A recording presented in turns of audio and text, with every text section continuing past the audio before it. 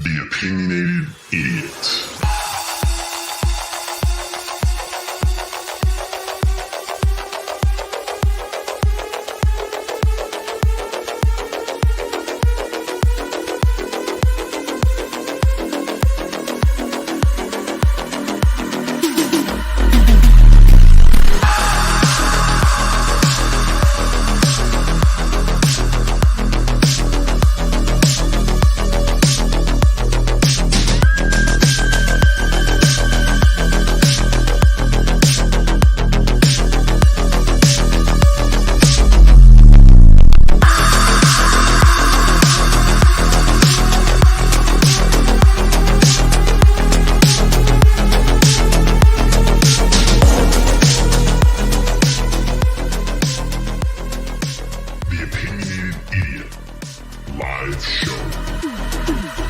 Hello, everybody.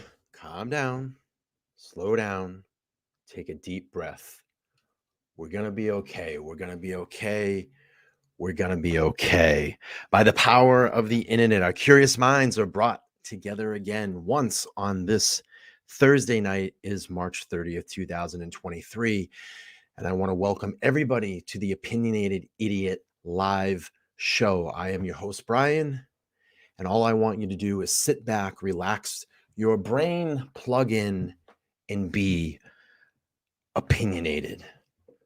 So it has been a pretty crazy 24 hours. And there's been a lot of breaking news and a lot of speculation. But I'm here to maybe calm everybody's mind a little bit. We're going to get into a lot of things this evening. We're going to get into a lot of things this evening. Let me see who's in the chat. Let me pull it up really quick. Amber is here. She says, hello. I hope you had an amazing day. Starting to live stream early tonight, aren't we? Yes, I have a lot to get into this evening. I have to be up very early tomorrow for a work shift, so I'm going to try to get in as much material as I can. No music. I will fix that next time. Dr. Bob, thank you so much. Sucked. I worked on that counter all night last night to get it perfect. Crazy P is here. How are you? We have Kristalina Spencer says, your viewers need to get educated. I'm sick. That folks are quick to judge as, I don't know what that is. Ignorance they are. Okay. I guess everybody's getting mad. Patty's here. How are you, Patty? Little Messy's in the house. She says, happy Thursday. Ready for the show. Welcome, welcome, welcome. Amanda is here. She's checking in. Hey, Amanda, how are you? We have Aria here. I'm here. I'm lurking a little. And supernatural being of the earth is here as well. And he says, or she says, cheers. So let's get to the agenda this evening. So as you know, there have been some new documents that have been released, a Brady Giglio order. And if you watched my video that I dropped yesterday, I could have gave a lot of education as to what that is. Now, I got a lot of shit from people because supposedly I shouldn't be covering any of this material because I'm not a lawyer, and the comments were fun. But the funny thing is that I read factual information. So if people actually watched the whole video, the whole 9 minutes all the way through, you would get a firm grip as to what Brady Giglio is. You know, it's the thing. And this is why, I'll be honest with you, this is why I don't make videos. I would rather live stream, because when I put my heart and soul into a video, I'll drop it. People will watch 3 minutes of it and then make a speculation or an opinion about your idea before they actually get the whole synopsis of the video. So that's why I live stream. And I just cut my live streams up into 8-minute videos and throw them out there. Because it's disheartening sometimes when you put your heart and soul into a video to give an educated piece of information. And who the hell, if you can see, I'm ranting right now. I had a little chocolate before the show, so I'm a little chocolatey sugar buzz right now. But it's just disheartening because, you know, it's like, who the hell am I? You know, people look at me and they go, you only have 3,000 subscribers. You know what the fuck you're talking about, et cetera, et cetera, et cetera. But if you actually would have watched the video, and I'm saying to the haters out there, if you actually would have watched the video, it would have educated you as to what Brady Giglio is And I would have educated you when the last time that an issue like this came up in a case. Oh, and it was a major issue. 1995, the O.J. Simpson trial. What happened was the I believe the prosecution. I'm sorry, the prosecution had information that Mark Furman had said racist statements, was on record for making racist statements. They had audio recordings of him making racist statements, and they failed to disclose that to the defense in that case. When it was presented in trial, that caused a big fucking issue in that trial and essentially helped O.J. Simpson get off because the jury stuck to that point. It was the sticking point in that case. So if you would have watched the video that I put up all the way through, haters, you would have been educated and you would have learned what this was. But who am I? I'm not a lawyer. I don't do any research. My channel sucks, blah, blah, blah, blah, blah, blah, blah.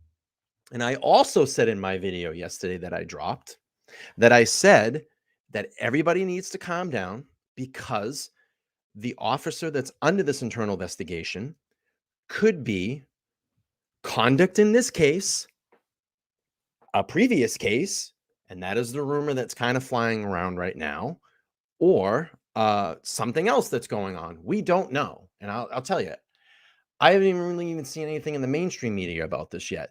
So the theory that's being thrown out there right now could all be speculation. And the reason that a Brady Giglio order is put in the case, and it's probably put in about 95% of every case, that is so information is disclosed because the prosecution doesn't want to fuck this case up. This is a big case. So they need to be forefront and say, hey, one of the officers that is involved in another civil complaint or complaint that's out there right now. I'm sure that you guys know about it. There are other channels that talked about it. Drunk Turkey dropped a video today about it. Shout out to him. I'm going to be over there actually tomorrow night on his panel. So go over and watch us live publicly. Buzzed will be on that as well too. So, wow, that was my good rant. But that's the thing is that, I say these things in the video, but people watch 2 minutes of it and they make an assumption or speculation about me that I should go to hell. I'm not a lawyer. I shouldn't be talking about any of this shit. Look I'm just a schmuck in my bedroom that makes videos. Okay. I love to research things. I like to talk about this. I have, if anybody wants to go back, the reason that I'm into true crime is a best friend of mine was murdered. This guy right here, he's dead. Okay. The people that murdered him walked. That's why I do this, because I care. So that's the haters. We're going to move on from that. You guys are seeing me kind of in rare form. In rare form. The chat is buzzing. The chat is buzzing. I had to let it out tonight because I'm frustrated. But everybody's got we got to calm down. And I know everybody has their theories. I know everybody has the information. Everybody knows. And shout out to the viewer that actually emailed me some information and said, hey, maybe this is something that you can take a look at. Now, I'm not going to put the officer's face up that's being speculative right now. And we don't even know if this is the issue that's in this case. It could be. But before we get to that, there are a few other things that I would like to get to. Now, I need to calm my sugar level down. I need to take a sip of water. And we're going to get into the show. I see the love there. And I'll tell you, it's hard sometimes. I was saying this today. I absolutely love doing YouTube. I love it. I would love for this channel to blow up and I have 100,000 subscribers on it. And I make the amount of income in my regular job to never have to go to work again. My dream is to get this out of, this is literally my bedroom. If I could turn the camera, I would. My bed is right there. Okay. My dream is to start small. I want to get this out of this house into my own space. I want to be able to bring I want to be able to bring people into my live show and have them tell me their story. If I can help them in any way, get their case public, maybe something that has gone cold, talk about past and present cases. That's my dream, to help people, to hear their voice. My dream is to get this out of my bedroom and get into a studio and be like a Joe Rogan style podcast. I know everybody kind of uses that as an example. He's the best fucking podcaster. And you know why he's good? You know why he's a good interviewer? Because he keeps his mouth shut 95% of the time and he lets the person that he's interviewing talk. And that makes you a great interviewer, when you can listen to the people and be a voice for them. Oh, I'm hot tonight. I'm hot. But this is my dream. And I said this today. I was saying to one of my colleagues today, I said, geez, man, I hope like a year from now, if the channel grows enough, that I make enough income off YouTube where I can split my job and do this half, do YouTube half and just go to work half the day. And then I can spend the rest of the time on my channel. And then eventually, maybe in a couple of years, this becomes my full-time gig. I want to work for myself. I've always had a dream of working for myself. And I'm going to give it my damnedest here. And I'm going to try my hardest. And I know I have all of your love and support. You guys are amazing. You guys are the one that makes me want to do this. When you guys show up and you show me the support, and I have many emails that come in, and I love it, because I get a feeling for who you are. And when you share those personal details about your life, and if I can inspire you and help you through those times, that's what I want to do. If you're down, if you're having a bad day, we all have them. We all have them. But I'm not going to rest until there's justice in this case, whatever it may be. If Bryan Kohberger is not the guy, and there's evidence to support that he's not the guy, then I will support that. But these victims deserve justice. These 4 victims deserve, they didn't deserve this. They didn't deserve this. Those kids didn't know this was coming. They had no fucking clue. But don't call me, a piece of shit and a hater and someone that shouldn't be talking about this case. We should be talking about this case. These victims need a voice. These victims need a voice. And if I can be that voice for them, I will. If I need to help educate and put videos out to help do that, I will. I'll continue to do this until there's justice in this case. And then when there's justice in this case, we'll move on to something else. And we will find justice in that, whatever it may be. Let me pull this up really quick. Drunk Turkey in the house. You are the man. You guys are the legend. You guys are crushing it over there. And I am honored that you are here in my chat this evening, listening to me talk. I am honored. And I am honored that you guys support this show. I am so honored. And I am honored to be on your show tomorrow. Let's give him the tone.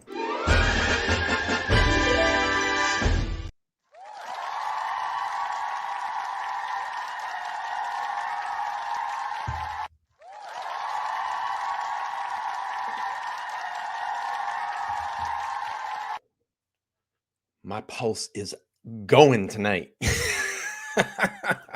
My pulse is going tonight. All right, let me straighten my camera out. I bumped my camera.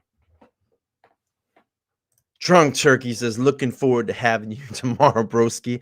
I love you, man. Daniel, you are the fucking man. The way that I'll tell you, your natural ability to talk and captivate a crowd and hold them is fantastic. And your incredible way that you retain and give information back is amazing. So big props. Keep doing what you're doing over on that channel. You guys are going to have 50, 100,000 subscribers soon. I believe in it. I believe in it, brother. I believe in it. Chosen Rosen's got a $5 super chat. Says, Bryan, couldn't have said it better. We support you. Thank you, my friend. You are the best. I love all of you guys. I love all of you guys. Great cash, homie. Straight Straight cash, homie. Straight hat. I got you, homie. And I got you, homie. I do. I got you. Thank you so much. SC in the house. Good to see you. I actually talked to your dad the other day. Said you were out on vacation. I got very nervous, and I'm so glad that you're here because I owe you something. I owe you something. Let's see. I'm gonna see when you chat. I'm gonna see when you chat. If you chat, I owe you a wrench because your wrench got messed up the other day. But I'm gonna fix that. Drunk Turkey says, "Thank you, man. I appreciate it." No, I appreciate you because, yes, I laid my platform, but you guys have given me a little bit of a push, and that is very respectful for a channel that could just keep moving on, but you recognize the smaller guy, and I appreciate you. So thank you, sir. Thank you so much. I will be ever so grateful and follow your channel and support your channel no matter what happens. So I appreciate it. All right, I'm fired up, guys. I gave it I gave it on my all tonight. But we're gonna get into this. We're gonna get into this. I promise. I promise. All right, so let's take a look at this first. So where we're gonna go is I found a video. I don't know if you guys have seen this yet, but it is a current video of what King Road looks like now. 1122 King Road. I don't know if you've seen this video, but we're gonna pull it up and I will play through this really quick. Let me see. So News Nation got access to the King Road house, and let's play through this video really quick. The sign of the Idaho quadruple murder has been taped off for the last 4 months with no access to anyone until now. This is what the house looks like today. Our News Nation crew now able to walk up that driveway after months of extensive coverage and get a better look. You can see every window and doorway is boarded up, the property enclosed with a tall chain fence, yellow tape still up, and it's guarded by security. News Nation's Alex Capriello is live for us in Moscow, Idaho. And Alex, you were granted access to a space very few people get a chance to see. Nicole, that's right. As you know, I've been covering this case for several months now, but never before have I ever actually been able to stand that close to the crime scene. As you can see right now, I'm back on the street. That's because we just learned that after our exclusive reporting aired last night on Banfield, the security team that you see right here behind me completely barred my access to the home. But even still, I had enough time back there to gain a fresh perspective on both the crime and the accused killer. Up close and personal, News Nation was granted access to the Moscow, Idaho murder house like no one has. Private security, on duty 24/7, led me to the back of the home, a place that's off limits. This is nuts because, you know, as right now, as I sit here, as you all sit here, this is going to be the closest access via video that we will get to this house. I mean, this is crazy. When I saw this video, it just really like almost took my breath away because they're so close to that house and to know the horror that went on in there. Limits to everyone except law enforcement. So is it tough to be in charge of monitoring all this? No, just make sure no one comes back here is really all the main thing that we're in charge of. Yeah. But as you can see, it's not fenced in, so, you know, people can walk around and take pictures. These private guards work 12-hour shifts every day. When a shift swap occurs, the guards will run a perimeter check, making sure the crime scene hasn't been tampered with. They allowed me to approach the door where accused murder. It's crazy that, you know, and he's going to say this, and I don't mean to take his words away, but it's almost like a time capsule that's going on there. And you're going to see everything still there. It hasn't been moved. That couch that we've seen outside, the trash that is still there, the debris, the screens that are still out. I mean, it's crazy. And to know that this reporter is so close to that house, it's almost breathtaking. Murderer Bryan Kohberger allegedly entered before carrying out the massacre of 4 University of Idaho students. It's a scene frozen in time. It's crazy. The backyard littered with reminders of the fun these college kids once had. But obviously the big change here, everything boarded off. Windows, doors, this This camera guy, presumed to be the door that the murder first used. to get inside the home. Kohberger is locked up less than 2 miles from the crime scene. Latah County jailers keep him closed off. But even still, he's not completely isolated from his fellow inmates. Sources with intimate knowledge from inside the jail say a new inmate was recently brought in. So I was going to get into this as well. So there's an inmate that has been threatening Bryan already. You know, a lot of times you'll see this when people often get into prison or go to prison. Well, this is not prison, it's the county jail, but it's almost to raise their level of status as well. They get some eyes on them, to get some attention, and you're going to see that here. Immediately harassed Kohberger from afar. "I'm going to kill you, Kohberger," the source claims the new inmate shouted. It was harassment that reportedly carried on all night. Soon, the inmate turned the verbal assault towards his guards. "I will get Kohberger to kill you," the source recalls. Guards were forced to move the inmate to keep the harassment from continuing. And keep in mind, the Latah County Jail is only a 2,000 square foot facility located on the basement of the courthouse. We're told that Kohberger mostly keeps to himself, has lost a significant amount of weight over the past few months, and also receives weekly worship with a local pastor. Nicole? All right, Alex, thank you for that. Well, tonight on Banfield, an exclusive interview with Kohberger's jailhouse pastor. All right. Just wanted to show you a little bit about what was going on at King Road right now. And, you know, it's crazy to look at that video. You know, that's probably as close as we'll get to it, you know, virtually. And really breathtaking. I mean, really, really breathtaking stuff. Just trying to see in my notes here. Where do we go from here? Oh, okay. It was an interview with a neighbor by News Nation as well. And they basically said that they've, you know, since the arrest, they've had just had a lot of issues at the house, sleeping. And we'll play this through as well. What did you find out from these neighbors, Alex? Yeah, good evening to you, Ashley. Some really interesting details about Bryan Kohberger, his living habits, and what it was like essentially to be his neighbor downstairs for the past 5 months. As you mentioned, this was a father of 2 young little ones. And so I really entered this conversation from that perspective of a father who has 2 young children. And he expanded on that a little bit about sort of what that was like for him, essentially, especially after that news came down about Kohberger's arrest. But when it came to actually Kohberger's behavior, what I found out is that essentially he was a loner, right?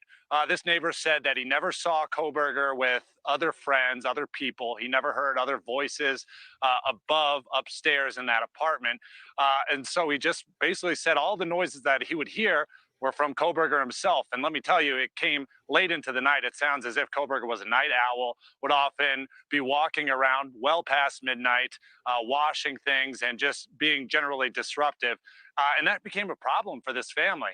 Essentially, this man told me his wife was so fed up because her little babies were trying to sleep downstairs, but she just kept hearing a ruckus upstairs that many times she wanted to go up, knock on the door and confront him, ask him to quiet down. But this man told me that he had to basically just tell his wife, calm her down and just let her try to go back to sleep as best as possible. But really fascinating details about who Kohberger was as a neighbor. These were just some of the few things that he told me. We have a moment that we want to show you from that interview. Did you realize when you heard about the arrest, it was him? Gosh, what was that like for you? Yes, I and my family very shocked. Yeah, especially my wife. At that time, she was could not sleep very well. Yeah, she's worried about it. He is unrest. Did you ever go up and ask him what he's doing at midnight, or? Sometimes we go. And I'm here. Sometimes they made a noise in bother us. We wake up, and sometimes my wife. Sure, let's do this, Amber. Thank you for being kind. Let's do this. When we get to 75 likes, Amber is going to give away a membership this evening. So someone will get a membership that will support the channel monthly. We'll wait till we get to 75 likes. And I really want to get to 100 tonight. So what I need is everybody to smash that like button that's in the room that hasn't already. Please do so. And then once we do that, Amber's going to give away a membership today. It's a free membership. All you got to do is just go down there, hit that little thumbs up button, raise those level of likes. We're at 59 right now. We have 79 people into the room. Let's get there to 75. It's easy. It's easy. All right, let's keep playing through. I'll go outside to knock the door, but I stopped. She never did. She never. And obviously that neighbor having that in-depth conversation with me, telling me he wants to remain anonymous because he has been bombarded by various reporters, but saying it was okay to use his voice. So you heard from him there, not only sleepless nights because Bryan Kohberger was his upstairs neighbor and he was loud, but also after that arrest was made, more sleepless nights just because it all dawned on them that we were so close to this accused killer. I just want to show you real quick. This is where Bryan Kohberger lived. That's that second story apartment right next to the letter G. The gentleman I spoke to is directly below that. So this is right here in Pullman, Washington. As you mentioned, Ashley, this is an area that is reserved for Washington State faculty and also students. Everyone else that I knocked on, many of them didn't answer their doors, but another gentleman who we didn't get on camera was also a student. He told me a little bit about what it was like living with Kohberger, but mostly the big picture here is that he kept to himself. He really didn't have many friends or people around. He didn't really make small talk out there in the parking lot when you would. Yeah, okay, this is a good Mom Style says, I'm an American. Is News Nation liberal or conservative? I think from my viewing, and I don't watch it consistency. I really watch what they report on this case. I think that for me, it's pretty, I would say almost more down the line. Most major news networks in America lean very liberal. I think even Fox News, even they say they're conservative. They still lean a little liberal sometimes. So I tend not to read in too much, but they pretty much have. It's been pretty straight down the line that I see, especially reporting on this case, and that's why I tend to pull their information up. Publicly Buzzed in the chat room. What's up, dude? How are you? I can't wait to join the panel with you tomorrow on Drunk Turkey Show. I think it's going to be a really great show, and we're going to get into all the interesting things over there tomorrow about this case.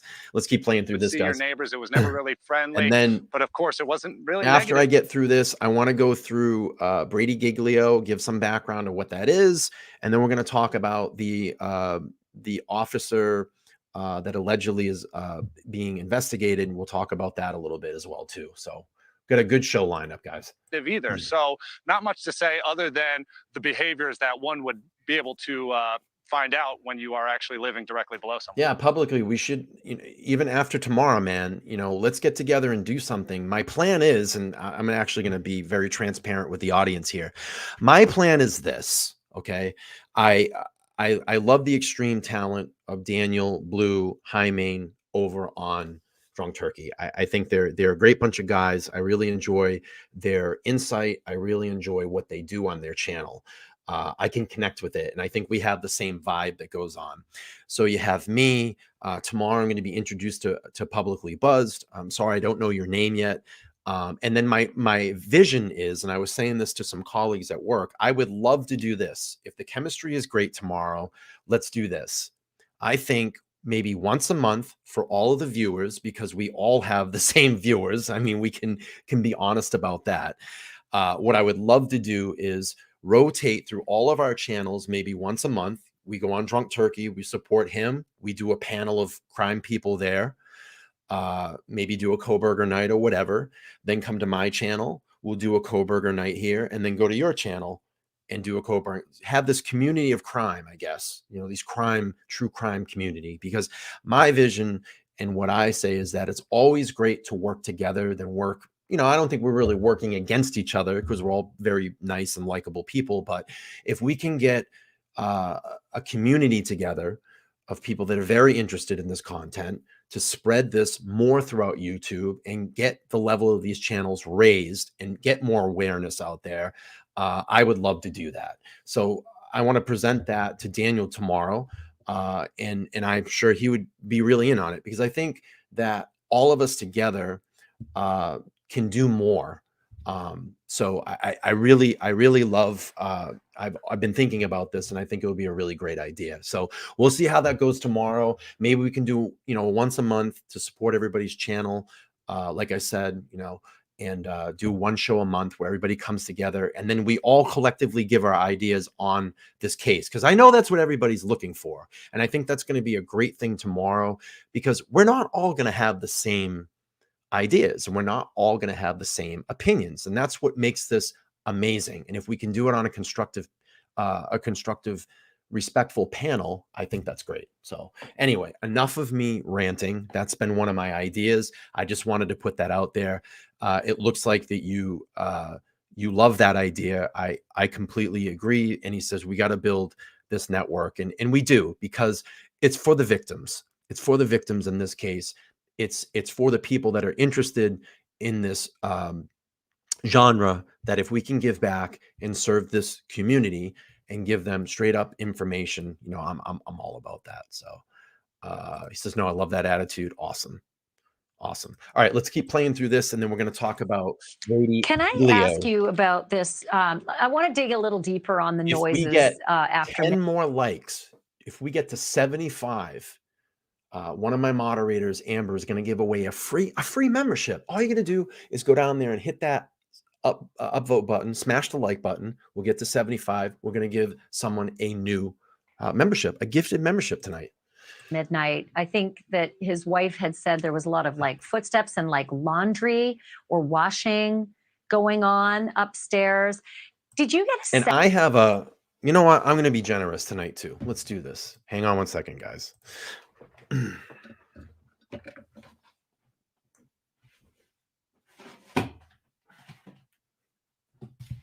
Because I love all of the action. I love all the love this evening in the chat. What I'm going to do is and we can play the card game again, because I know everybody loves that. I'm going to give away an Opinionated Idiot coffee mug. We'll give one of those away tonight. We'll do this a little bit later in the show, but I have this, and then I'll probably do this tonight too. I got a $10 Grubhub card too. Maybe we'll give that away, but we'll do that a little later in the show. So stay tuned to that. And I'm feeling generous tonight, because I was fired up when I came in. I was fired up. And yeah, one of my lucky viewers has one right now. If anybody hasn't subscribed yet to the channel, please subscribe. And I got to let you guys know this. The reason you may not be getting my notifications when I drop videos or go live is you need to adjust your subscribe button. You want to turn it on all. So if it's personalized, not going to work. If it's no notifications, not going to work. You need to go up and subscribe all. It's the top button at the top. We need 2 more likes, and then we're going to gift one of my members is going to gift a free membership tonight. A free membership. sense, Alex, that this was all the time for 5 months, or that this was something that was very recent, like after November 13th or the night of November 13th, that kind of thing? Well, I would say that he said it happened on multiple occasions over the course of his time living there. So I don't think this is necessarily something that was phone lines are open. That caught 774-855-9400. Oh my gosh, this is completely different. I think this was just generalized behavior of Bryan Kohberger, that he was up all hours of the night, I should say, just doing things, walking around, pacing, washing dishes, washing laundry, who knows, but just being generally disruptive all throughout the night. And if you can imagine, for a family that has 2 little ones, that becomes a problem. They're trying to go to sleep because they have school in the morning. And not to mention, if he's a faculty member, then he has also his responsibilities to take care of. So it really became a problem, because multiple times his wife... If anybody's interested in getting a mug, I do have a store. I'm going to drop the link here for the store. You guys can go over and support the channel by getting a mug. Let me get my merchandise page really quick. It does help the channel. All the money from the store goes right back into my channel. But if you're interested, here's the link. You can check out all my merch there at my spring store. I'm actually going to be switching vendors hopefully soon. I just need to work on some new designs and new merchandise. But if you guys want to check that out, you can. I've wanted to go and confront Bryan Kohberger, but we're at 77 who likes. knows what would have happened if she did that. Amber, Thank if you you for want to watching. gift, if you want to gift away a membership, this is a perfect time to do it before I get into the next segment. Thank you. I appreciate that. Well, we love you being here. We love you being here. We got almost 90 people in the chat room. Let's get to 100 tonight. I love when there's 100 eyes on the channel. All right, Amber's going to give away a membership. So as long as you've been chatting, that's usually how it is. The more you chat is usually how you get it. Drum roll, please. But let me play. Hang on. Let me play some music, Amber. Don't do it yet. Let me play a little music. Let's get into the music here. All right. That's a good giveaway music, right?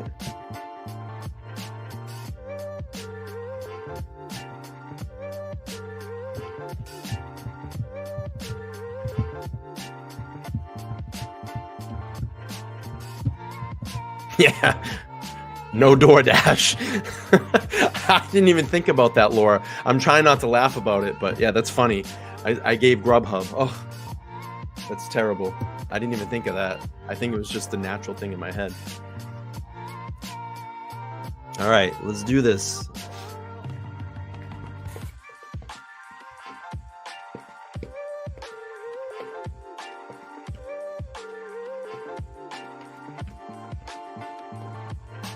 Sylvia, thank you so much. Well, I appreciate you for being here.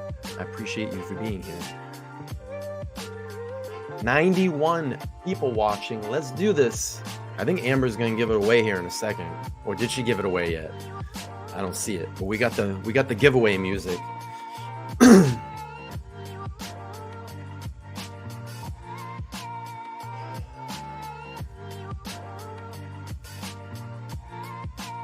I wish I had one.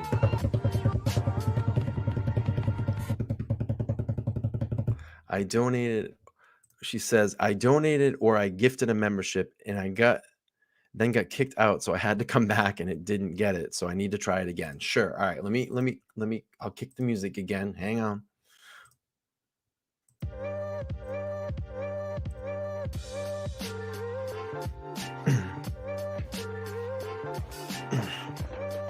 So I've been contemplating, should I cut the beard or should I keep it? If you want me to cut it, give me a 1 in the chat. If you want me to keep it, give me a 2. 1 or 2.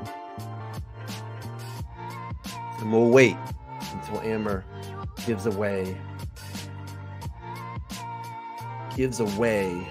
a membership. 2 is keep. I got all those 2s. Whoa. 1. We got a 1. Never cut a beard ever. All right, I got a phone call here. I'm gonna pick up this phone call. Let me kill this music caller. Hang on. Let's see. I'm probably gonna get yelled at. Opinionated Idiot, you're live on the air. Hello. Hello. Hey, Bryan, how you doing? Good. How you doing? I'm doing great. I love your show. Thank you so much. I appreciate it. I thank you for watching. Well, I actually really enjoy hearing different perspectives. Sure. And even though I don't necessarily agree. Okay. I do enjoy listening to everyone's thoughts and perspectives and everything on the case. And I admire the fact that, you're like a lot of, we're doing this because we want real justice for these kids. Right. It doesn't matter who it is. Right. Right. So that's, I think, what is really important. But I wanted to get your thoughts on a couple things. Sure. Regarding law enforcement and stuff. Mhm. So I guess the first question that I have for you, and I mean no disrespect Sure. at all, so please don't take it that way. It's fine. But do you really believe that Idaho State Police and the FBI don't have the technology to test the sheet and that it needed to go all the way to Texas? Well, I think it just all depends on what type of. I think that from what I'm understanding, the crime lab that it was sent to was a very good one, and I think that there may have been an issue in the way that they tested it, and I get it. That creates some doubt. I know where you're going with this. It creates some doubt, but in my heart of hearts, and I know that we're going to agree to disagree here, the evidence in this case, in my opinion, is very strong. Now, I know there's been a lot of roadblocks and twists and turns in this case. I think that's why we're also very fascinated by it. But I understand where you're getting from. I know you're acting like a defense lawyer, and I get that. There's a lot of questionable things that come up as well that I scratch my head on. But I still feel that the evidence in this case is pretty strong against Kohberger. Mm-hmm. Well, see, I'm not necessarily coming from a defense aspect Sure. on it. I'm Yeah. just, I say this. I tend to trust law enforcement pretty good. I think, and I know there's a lot of negative stance about law enforcement, and I think that has a lot to do with just the way that law enforcement, let's say, over the last 5 years has been portrayed. But let me give this to you.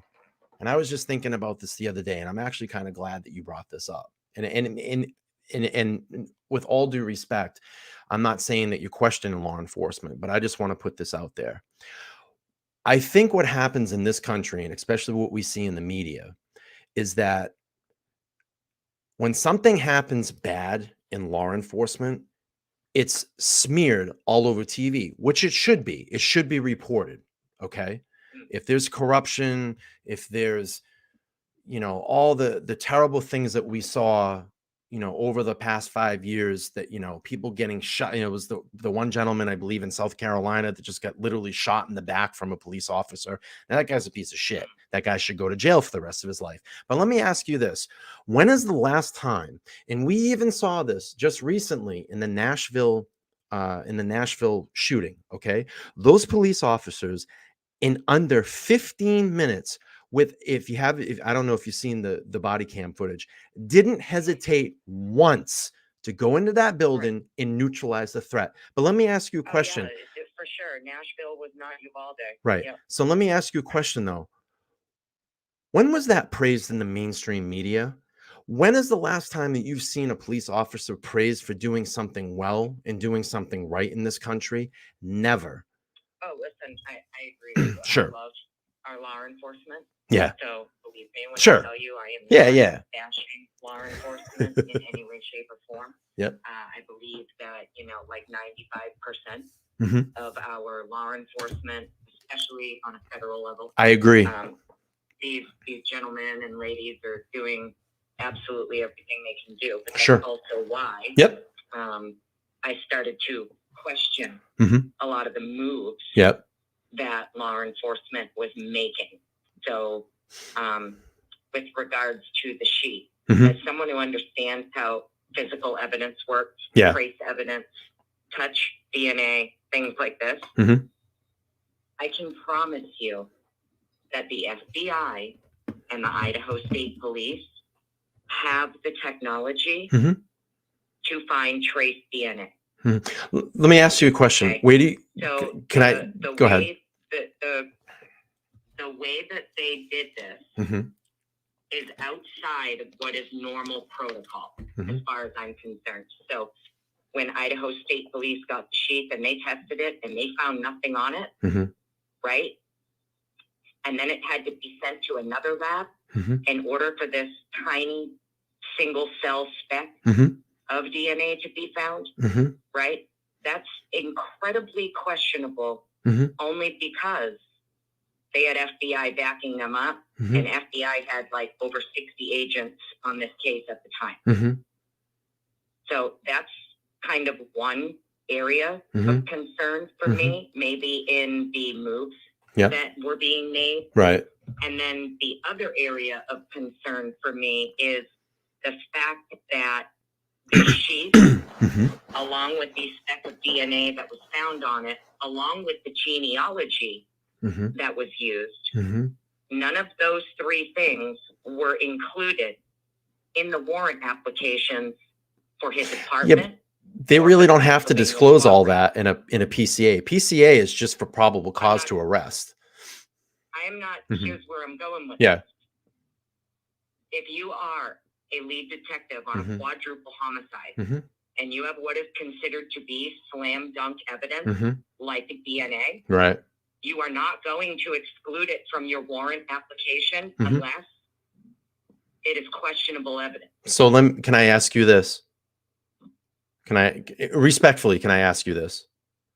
What's the conspiracy? Why is it that they frame? What's going on? What do you think is going on? Why are they just pick nab this college student that supposedly got pulled over a couple times in the area?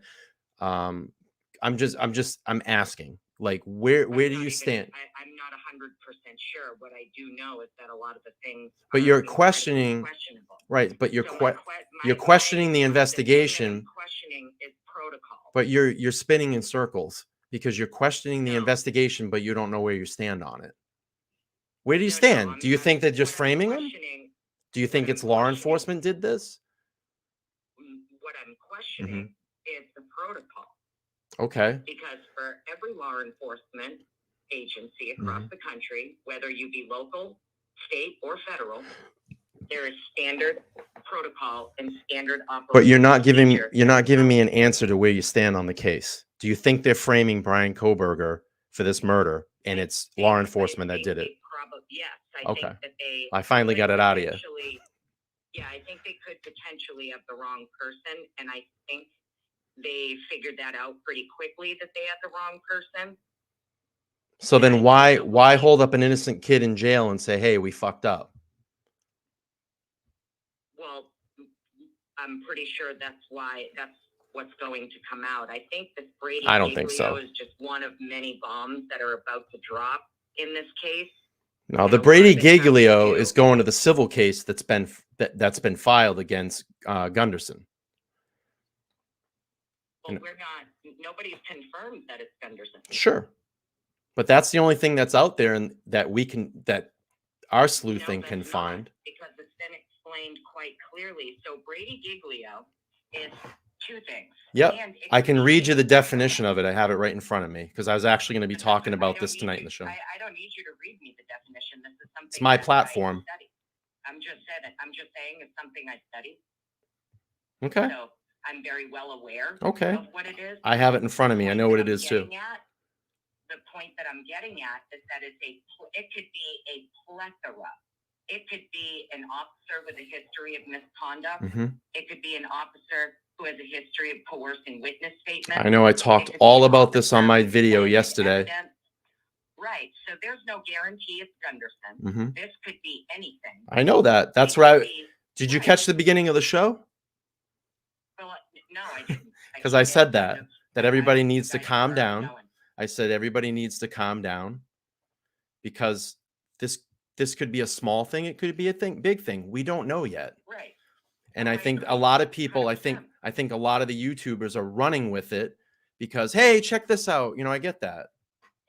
Well, no, it's not that it's a check this out. It's just that if you're going by standard operating procedure, and you're a law enforcement agency that is following your protocol, right? There shouldn't be a single officer working a quadruple homicide who has a history of Brady violations. Okay. They shouldn't be employed. And they certainly shouldn't be working a case as big as this. Well, they haven't been convicted of that Brady Giglio issue. It's still an issue that's being... If Bryan is guilty, this is where I'm going with this. We have an issue where Bryan is guilty. Bryan is the guy. And you have officers working the case who have a plethora of Brady violations. Where's the plethora? It sounds like there's more than one. I just come up with one that I can research, and it goes back to the civil case. What I mean is the wording from the actual documents themselves for the filing.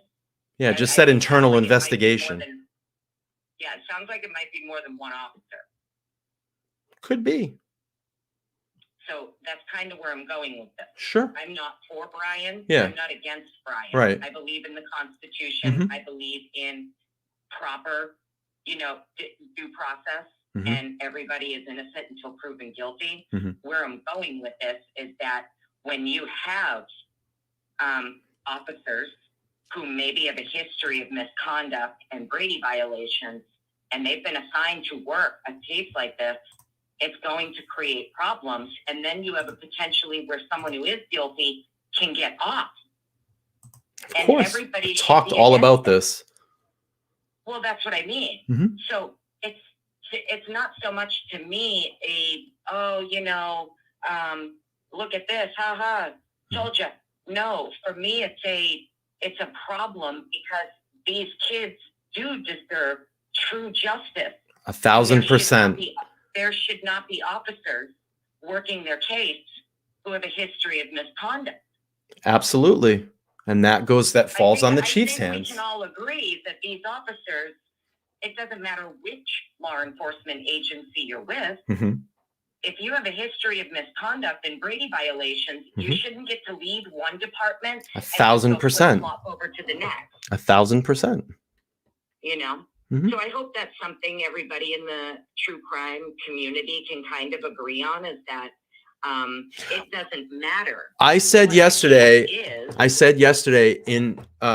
and even Kristen saying, Bryan literally read the definition in his video yesterday. I did. And I also said that people need to slow down and not jump, because this could be misconduct in this case. It could be misconduct in past cases.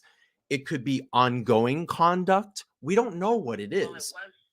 it is confirmed And that's through why documents everybody's that were jumping. filed. It's an officer who is currently working the case. I know that. It's Gunderson. It's the First Amendment complaint. And that's what everybody's jumping on. But we don't know if it's even that. The point that I'm getting at is that it is an officer working this case, and that Listen, you officer don't. has a history I of Brady completely violations, agree so with he you. shouldn't be on the case, I completely agree with you. right? 100%. And if there's any kind of shadiness going on with these, if it's more than one officer, Mhm. if it happens to be, for all we know, Mhm. it could wrangle in a couple out of Washington State too, for all we know. Who knows? But this case, because it is both states. Mhm. So, if there are 1, 2, 5, 10 officers who are on this case and they have any kind of history where maybe they, do some things they aren't supposed to be doing, they shouldn't be on the case, is kind of the point that I'm getting at. Mhm. That's the bigger picture here. Sure. I feel like they shouldn't have a job. I don't make those decisions. Call Moscow and complain. I just hope that that's something everybody kind of looking at this case. I think that pretty much everybody that has talked about this is pretty smart about it. Absolutely. I didn't say that this guy should have a job, but I don't know if this is what the complaint is. Everybody's saying it's the Gunderson complaint. It's the First Amendment complaint, what they call Stickergate, that has happened out there. It's going to talk about it this evening, but we'll talk about it right now. I don't even know if it's that. It could be other things. It might not even be this. I don't know. We don't know yet. But I think what happens is people get on the internet. They start looking around. I had people emailing me last night about it. Drunk Turkey did a video about it today. I believe Publicly Buzzed is probably going to talk about it this evening. I don't disagree with you. If there's fuck up in this case, and that's what I said, the prosecution right now wants to be as honest as they can with the defense. And I don't have to preach this to you. Brady Giglio is normally filed in a case anyway. That's just so the prosecution is transparent. And the reason that it's normally filed is because the fuck up in the O.J. Simpson case in 1995.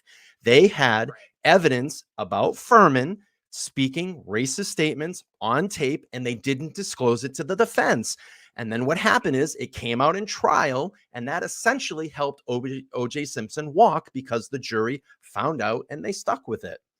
Not anybody's talking about that. None of these true crime channels have done their research on that. I said that in my video yesterday. But that's the thing that I was getting to, is that people watch my videos, they see 2 minutes of it, and then they publicly, they bash me in the comments, and I'm like, you guys haven't even watched the whole video. I'm educating on you what's going on. I hope you know I'm not. Oh, I've never bashed you in your no, absolutely not. like that. No. I completely agree with you. If there is a case, if there are, and I get it, if there are police officers that have conduct issues, they should not be involved in high purpose cases. That's probably why the FBI stepped in. Well, I think that's what upsets me the most about it. Sure. Is because on a case like this, Yeah. you can't have one fuck up. Yeah. Or else That's right. you walk. And right now it's looking like there's a lot of fuck ups in this I know case. a lot of people will say, oh, these TTAs, we're only getting like 10% of what law enforcement knows. Mm-hmm.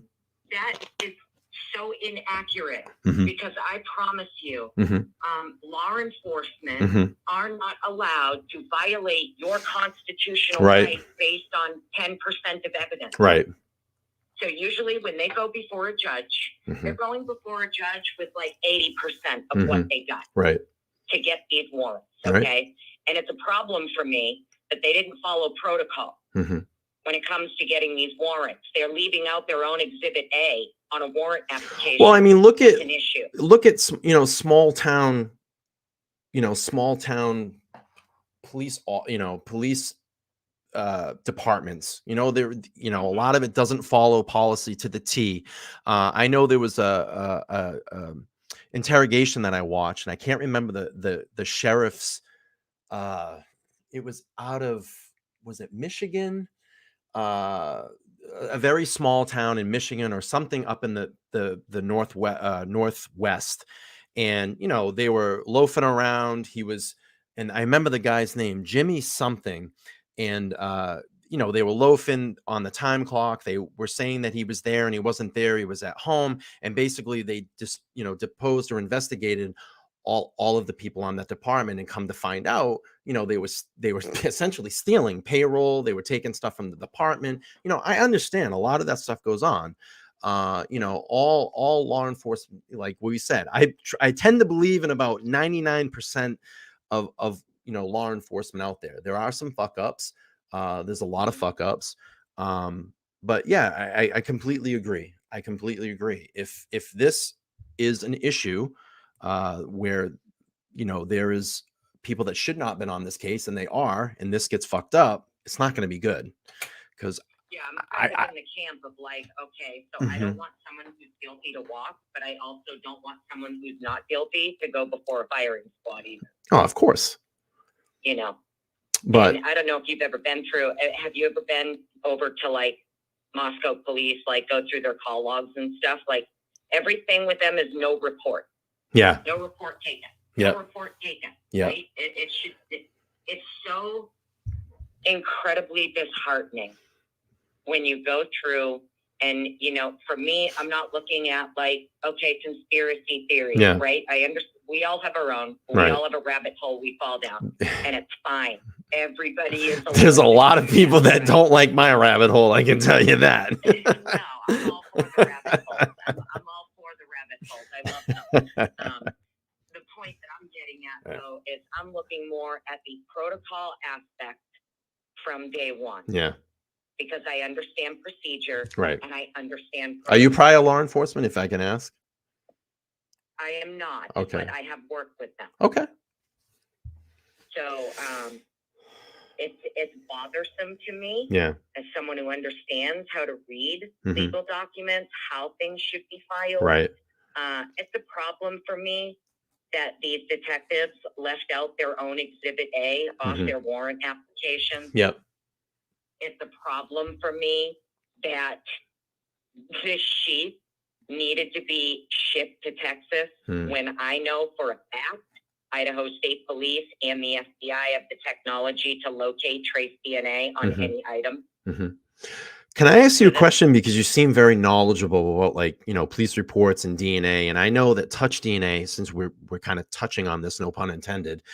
I read in an independent study, and I actually talked about this on one of my live streams, and I'm not sure if I'm correct here, but it said in the independent study that touch DNA, and this is where I think this where it leads me that I believe that, that I feel strong with the evidence against Kohberger. But I read something in an independent study that was actually done this year. Believe it or not, it was in July of this past year, 2022. And I have the file. And if you ever want to email me about it, I can send it to you and you can look it over. But it said that in their controlled study, and I get this is a lab environment, and they said under, very minimal UV light, which would be, in a dark room, which would be a setting like Moscow, King Road. They said that in their report, they found that touch DNA would only last up to 7 days on an item. Have you ever heard of anything like that? Because I know it's very, when they say touch DNA, this whole thing about what length of time it can be, it's never really been a concrete answer. I'm not sure if you know anything about that. The problem with touch DNA is that, so for example, I personally train Sure. with weaponry, Okay. critical defense training. Mm-hmm.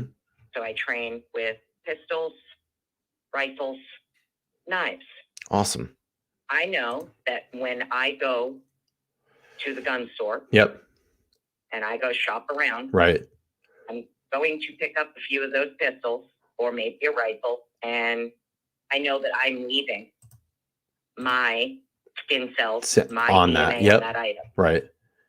I understand that if someone was to come in 2 hours after me, purchase that firearm, and then proceed to go commit a crime with it, my DNA is Could going be to on be there. on Right.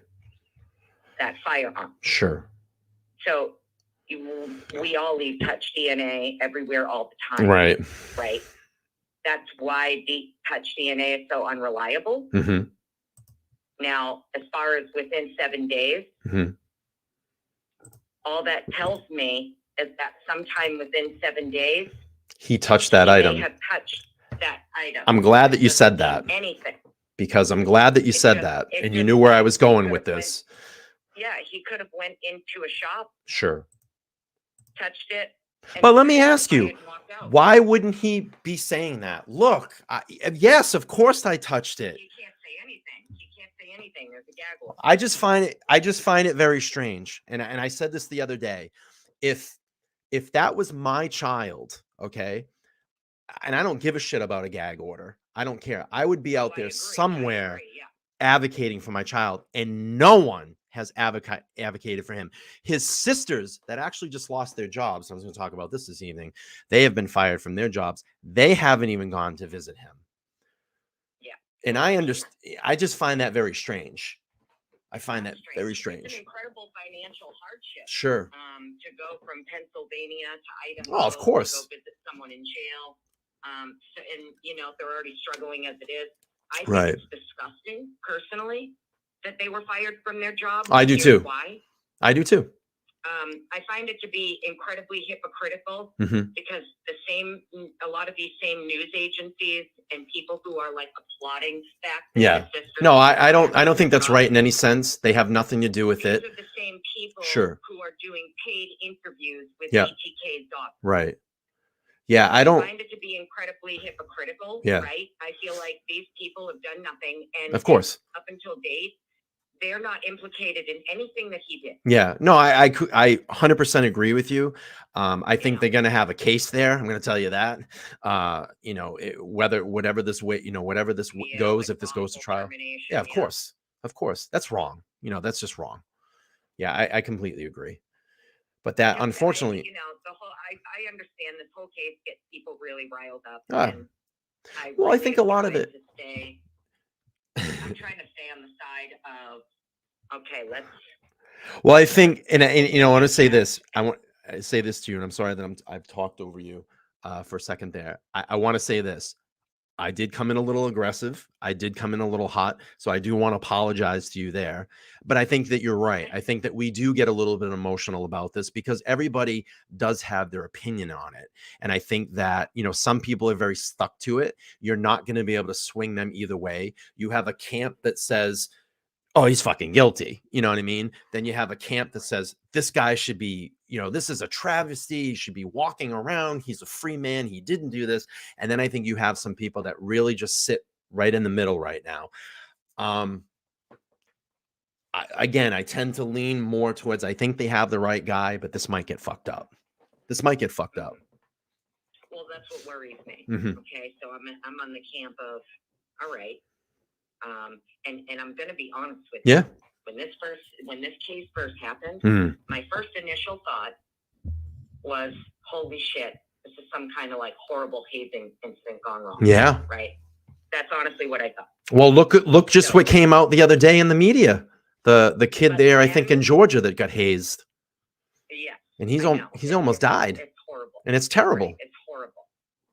And the FBI is involved in that case. My mind, though, and here's what got me interested in this case, because I'm not going to lie to you, for the first couple of weeks, I honestly just assumed this had to be some kind of like frat thing gone wrong. Right? Yeah.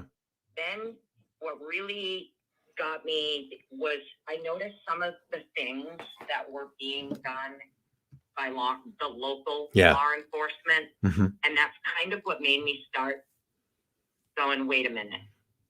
Like something is not right here. Right.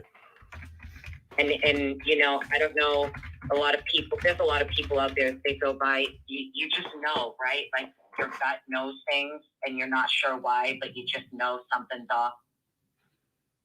Yeah. That's how I feel about this. Something's off. Something is not right.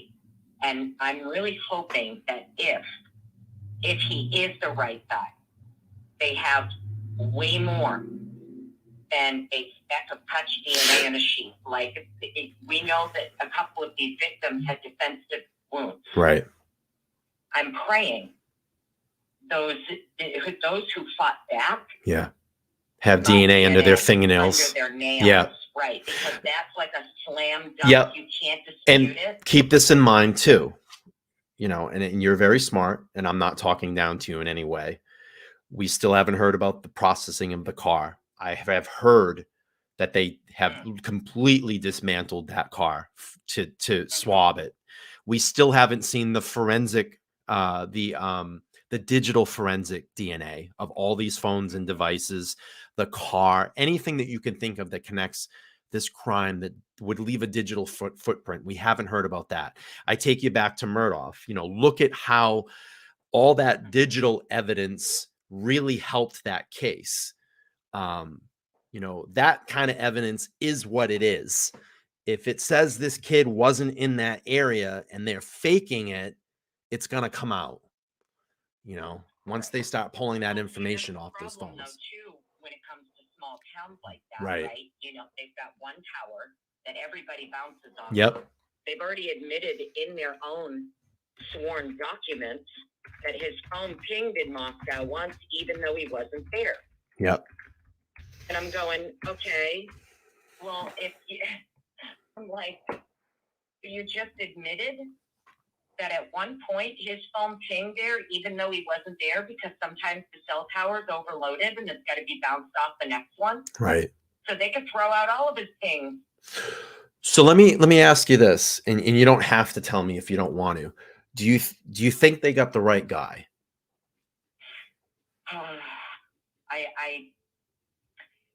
I'm sorry if I put you on the spot. I'm just trying to gauge where you're at. It's okay. Sure. It's something that I promise you I've worked out in my You're brain. battling with it.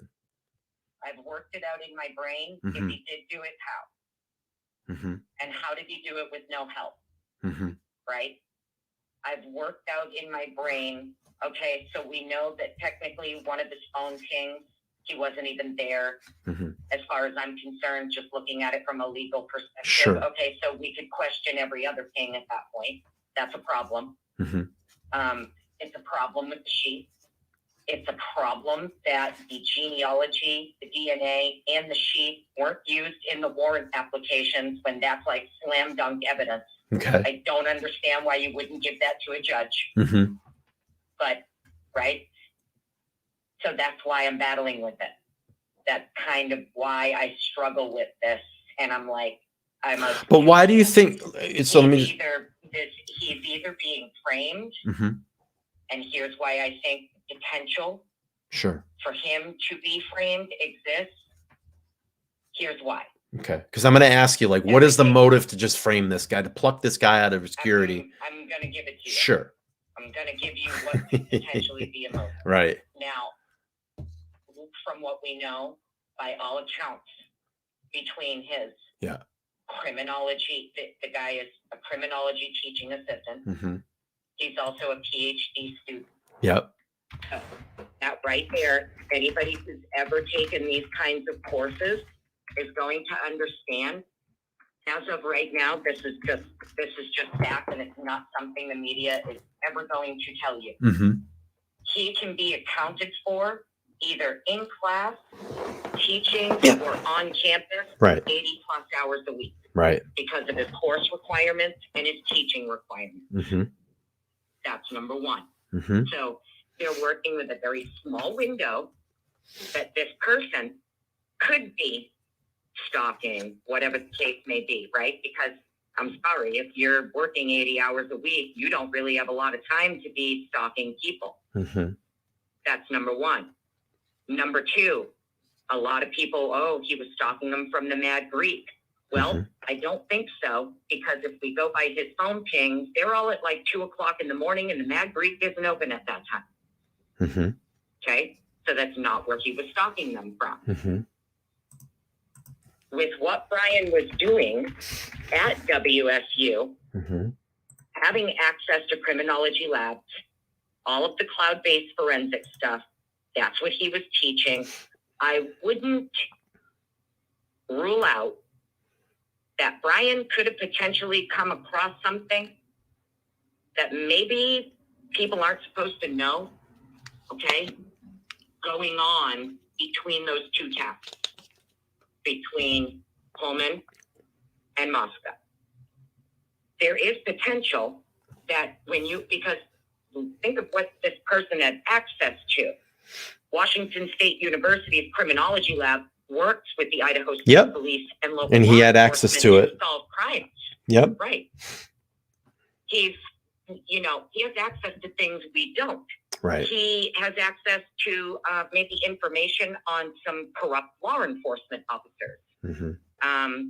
There was a case a couple of years ago, Daniel Hargraves. He was an officer out of Pullman, Washington State University.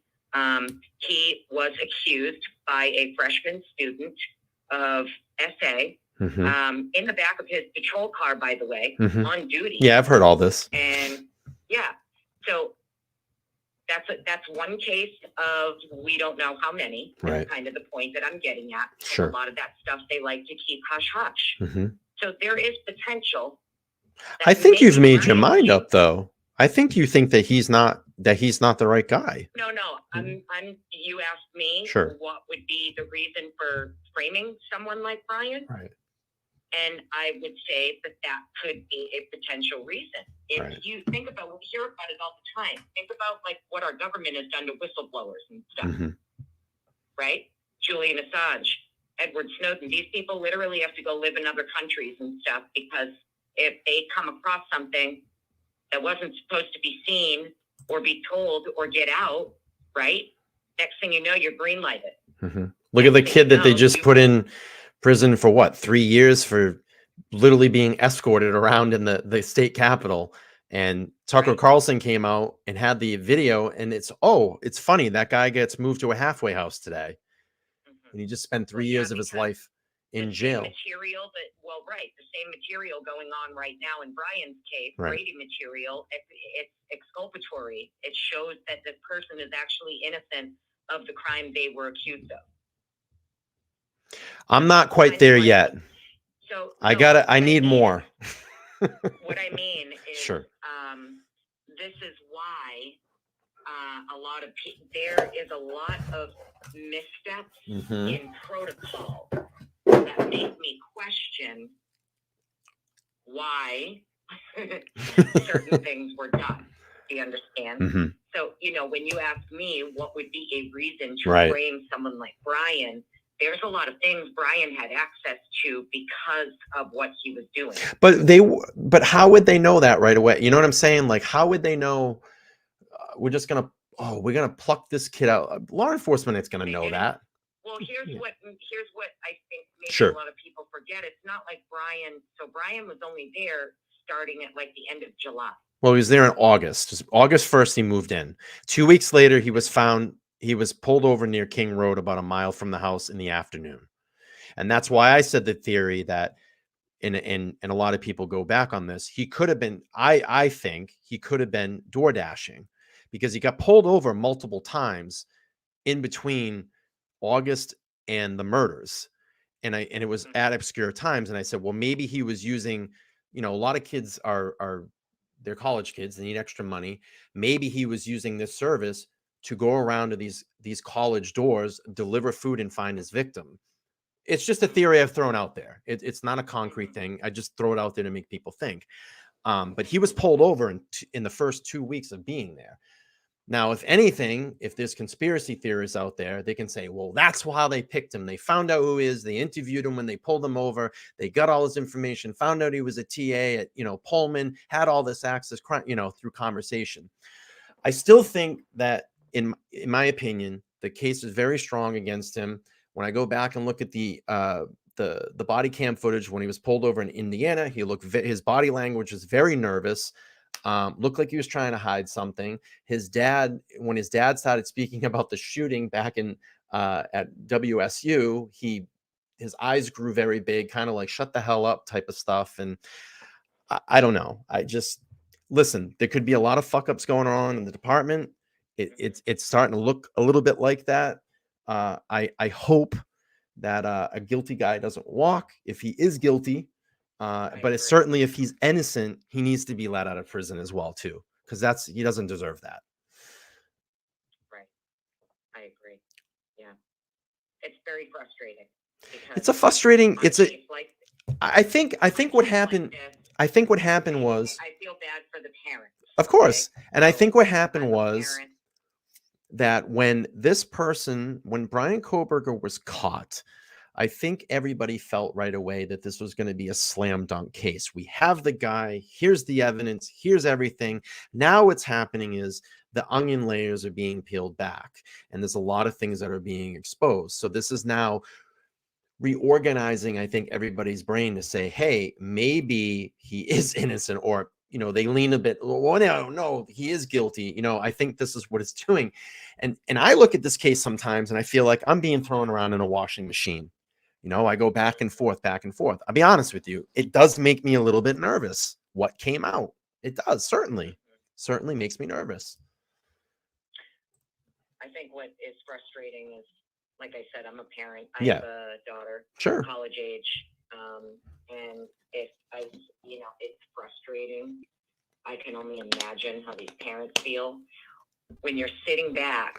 Now, there was so much, even in the beginning. Yeah. Right. Kaylee's dad, did an interview, and he's discussing how law enforcement asked him to basically break into the phone. Right. And he used the word phones plural. Right. And I'm thinking to myself, you've got to be shitting me that they need him to get into the phones, which is just insane to me, right? That you would even need. So he's IT. Right. Kaylee switched up her stuff towards the end. She was going IT. She has this super duper encrypted computer from Extreme Networks that law enforcement can't get into, and they needed to get a warrant asking the company to give them what's on her laptop. Well, I mean, to be fair to that too, Apple, they don't even half the time, and you probably know this with law enforcement, to get anything off of an Apple phone is always a struggle for law enforcement as well too. They usually don't give it up, and even FBI asks certain things to get from phones, and they, for some reason, I don't know why they don't work with law enforcement. Can I just do something really quick before this passes? I just want to recognize Cranky as becoming a supportive member of the channel. If you guys want to support me, you can go down there and click the join button and join a monthly membership. Or if you want to throw up a super chat, you can do that as well. And like I always do, we play the new channel member tone. Let me just do that really quick.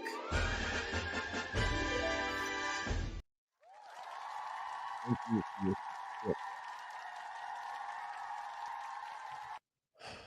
So this is a great phone call. I appreciate it. Well, listen, I'm glad that, you know, you even took the time to talk to me. Of course. Really, you know, I enjoy listening to your show and stuff. I enjoy Even though you might not agree with me, right?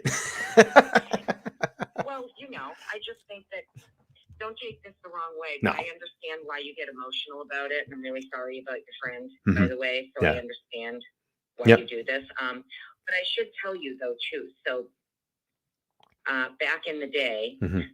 I'm not far from you, by the way. Got it. I know you're in Massachusetts. Yep. I'm not far away. Sure. Back in the day, I was involved in some things, you know, and people that I probably shouldn't have been involved in when I was younger. Okay. And I'll tell you this, I unfortunately had to experience an awful home invasion that was done in my house. Okay. Yep. And the only reason I bring this up is because it takes a certain level of skill Yeah.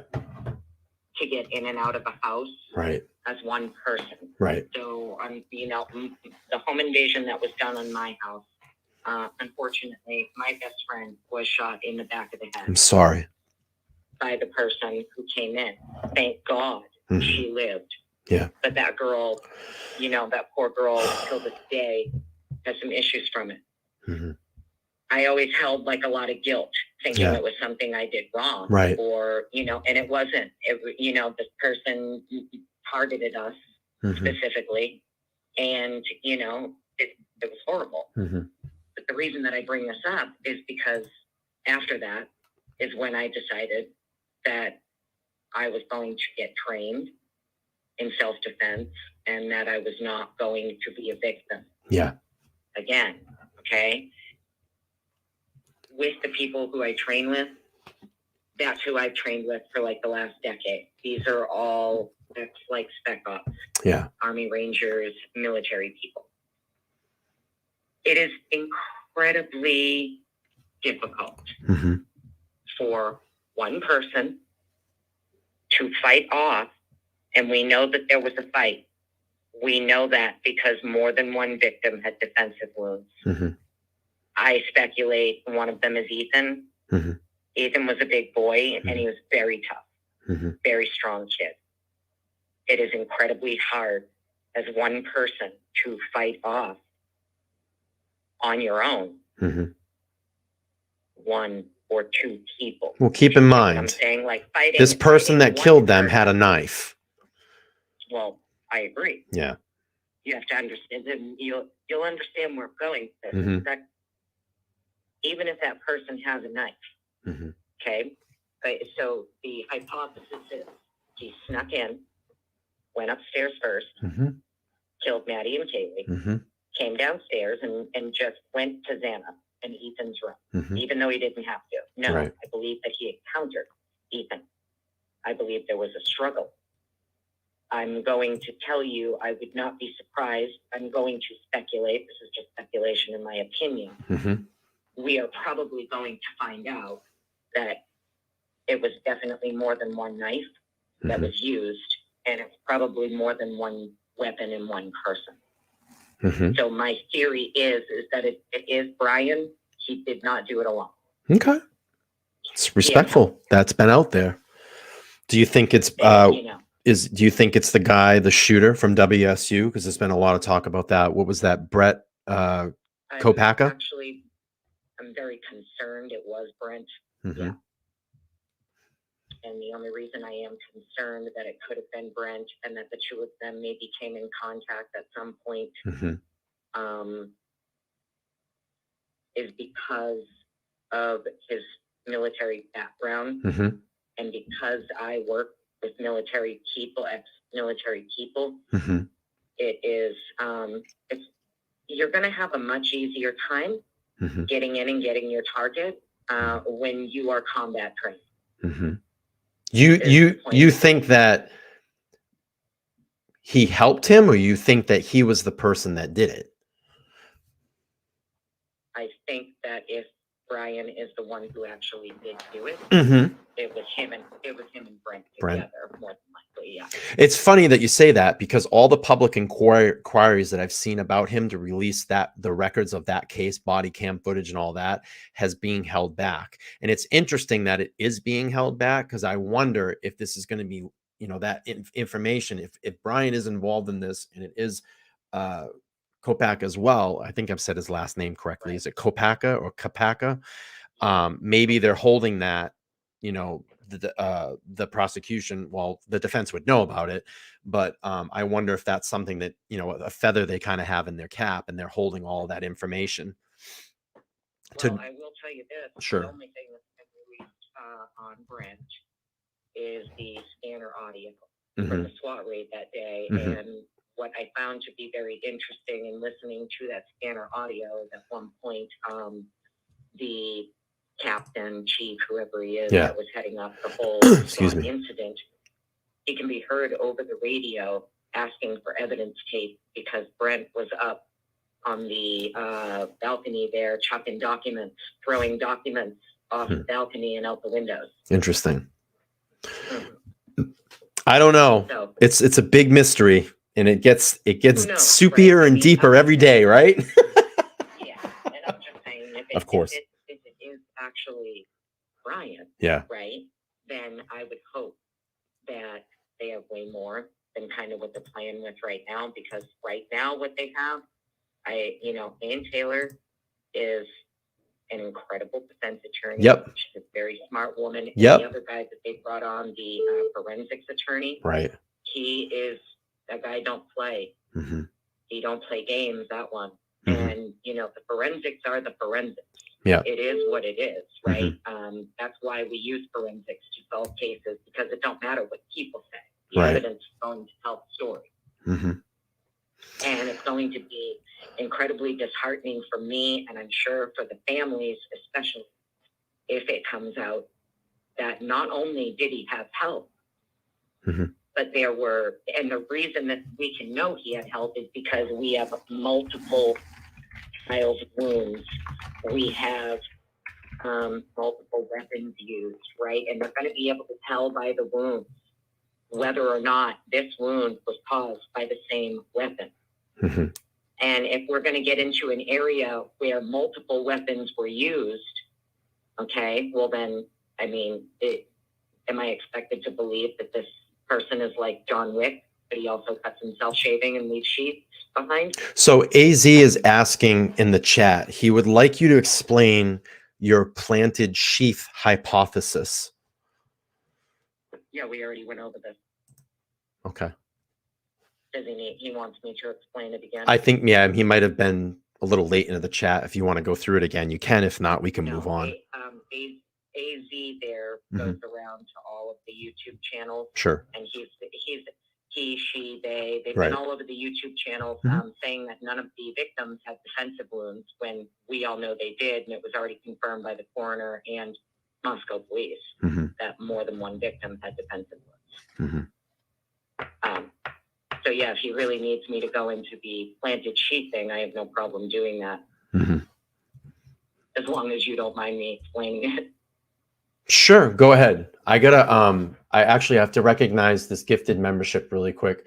Cranky gifted a membership, and it says the great and powerful Trixie was gifted a membership. So let's give her the new channel tone. I appreciate you and your membership. Great. Congrats on the membership. Yeah, absolutely. I love the support. I appreciate it. This has been one of the a very good show. It's funny. I had a lot of material tonight, but this has been far more interesting. I appreciate. I did not mean to. No, I was just saying. I appreciate the phone calls because this is what we want to do. This is what I want to do. I want the public to speak. I want to hear your story. I want to hear your thoughts. I want to hear your opinions.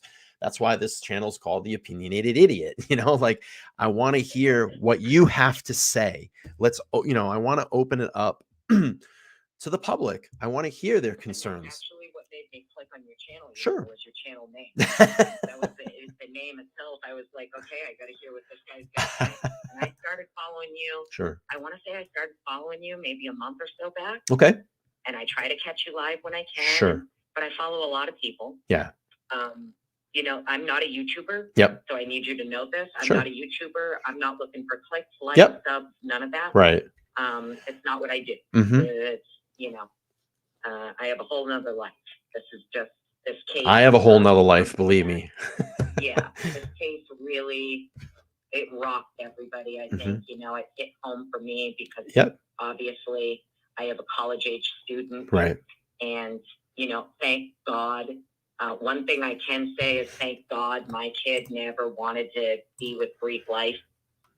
Yeah. Greek life itself to me is just, and we know if you do your research on the hazing incidents, that poor kid down in Georgia, you know, the most recent case, it's just horrifying what's going on some of these campuses, you know, and then with COVID caused so much more problems and everything. Right. But so into the sheet theory.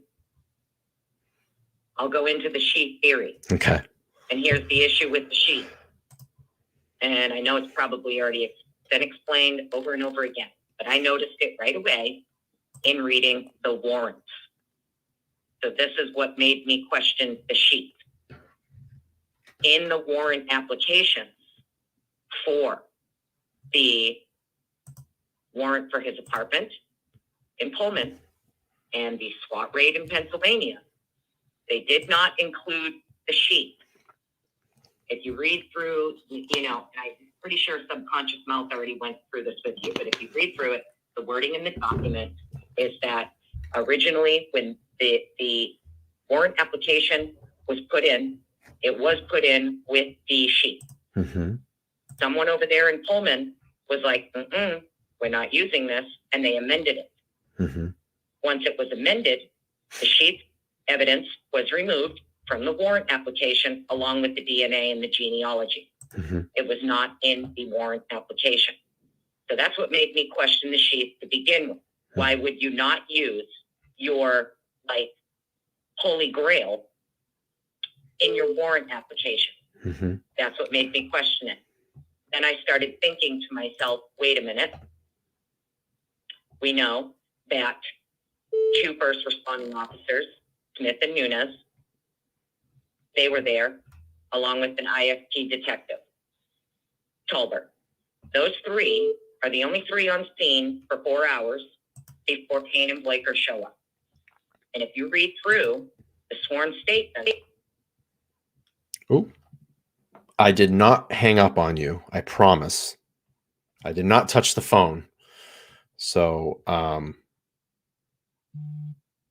getting a lot of calls. That's probably why. So I do apologize, but we'll move on. Or if that caller wants to call back, you can. I promise my hands were here the whole time. I did not touch the phone. I don't know if you hung up by accident, but if someone else wants to call in, they can do that as well. If not, if the caller wants to call back, we can do that as well.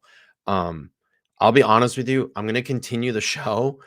I just need to use the restroom really quick. So I'm going to put pause here for a second. Guys, just hang out here for 2 seconds. I'll be right back. And I promise we'll continue. And if people want to call, that's fine. I'll be right back.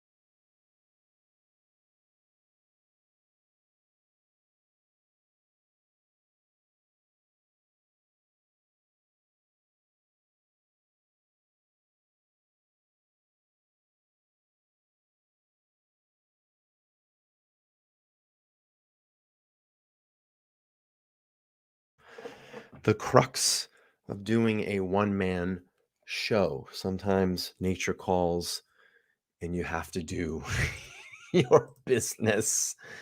But I am back. Let me just readjust my camera here. Caller, I don't know what happened, but you got hung up on. I promise it did not hang up on you. I enjoyed the conversation. If you would like to call back, you can. If you'd like to call back another time, you can. I know there was a couple of people that were trying to reach out and call. If you would like to do that, you can, to voice your opinion, to let your voice heard. Please do so. But we're going to take a pause here because I do want to give away this mug tonight. And the way that I want to do it is we play kind of the card game. Phone line is open, 774-855-9400. You can call in. We're going to play pick a card. The first person that gets it will win the mug. You have to be able to give me your address. So keep that in mind. If you do not want to publicly share your address with me via email, then do not participate. So what I'm going to do here is I'm going to shuffle the cards in front of everybody. I'm going to pick one and hold it up, and then you guys can keep picking a card until someone gets it and we will recognize it. Okay, I have picked my card. You guys can start picking. It's for the mug. Just call out your number in your suit. And if you want to participate, then you just have to email me at theopinionatedidiot@gmail.com. I will get your this out to you. And I will keep going, keep going. We don't have a winner yet. No winner yet. You have to say, no winner yet.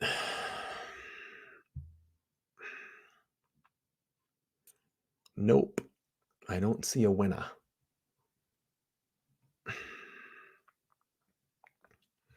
Keep going. I don't see a winner.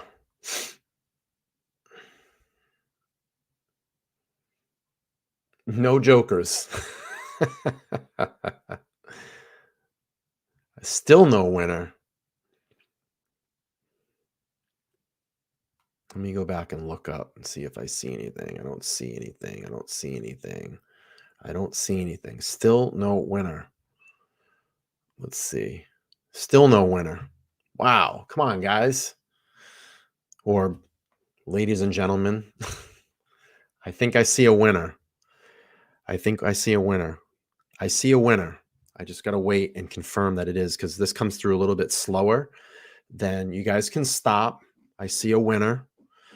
I just got to wait for it to come through, and then I can pull it up. It just comes through a little bit slower on my side than the chat up above. Let's see. Stop. I'm waiting to see. Yep, it's 774. I know I saw this person. And she's...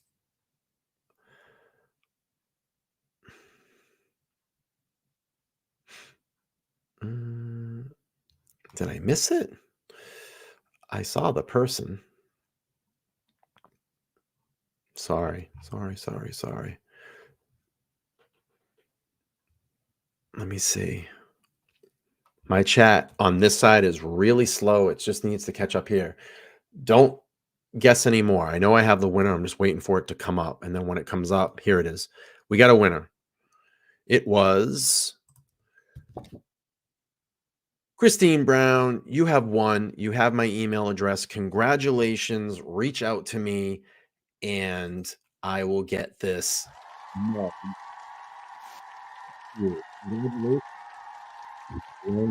Supporter of the channel.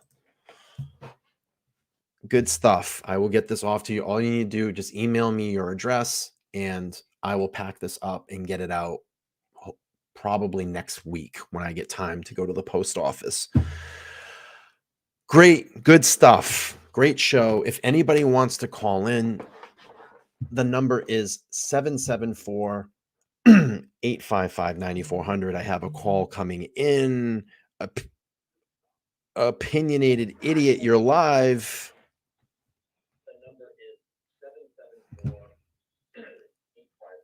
Opinionated Idiot, you're live. Hello. Good. How are you? What can I help you with? I love your show. I wanted to tell you. I appreciate that. Well, we love that you watch, or I love that you watch. I said we. Why did I say we? Wait a minute. I called in and he's not talking to me on there. You are live. I'm on? Okay, I'm going to give you about 10 more seconds, and then I'm going to hang up and move on to the next caller. You're live right now on air. What can I help you with? I wanted to tell you my opinion of when he got pulled over. Mm-hmm.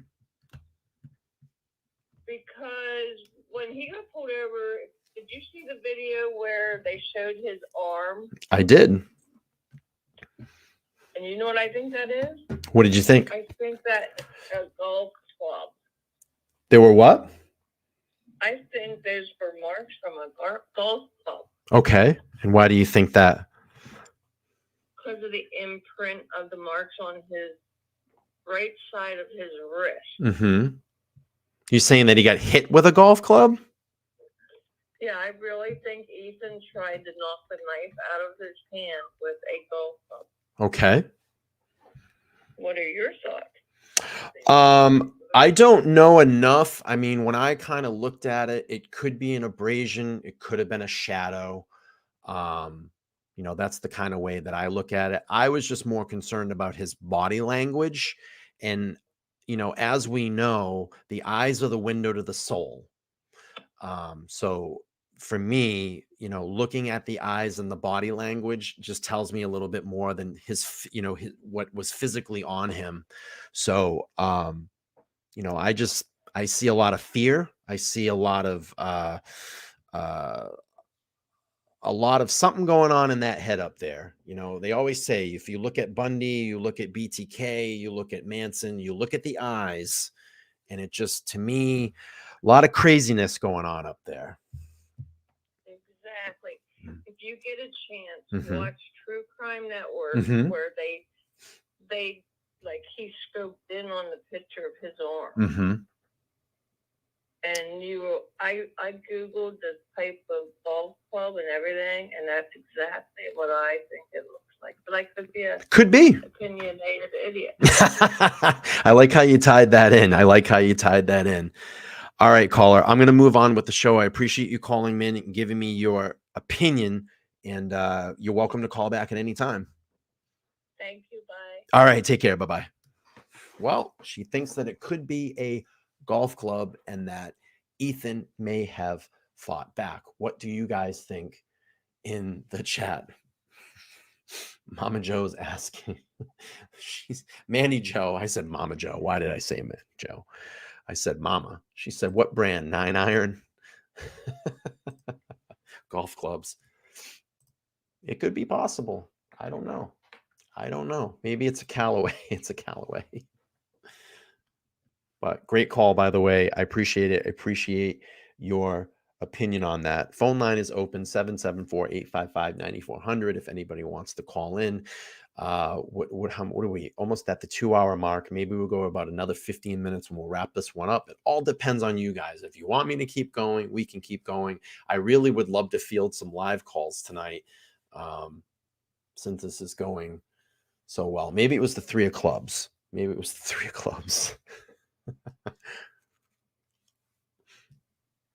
Christine says, sorry to brag, but my phone actually logged off of YouTube and I got back on. Was meant to have that.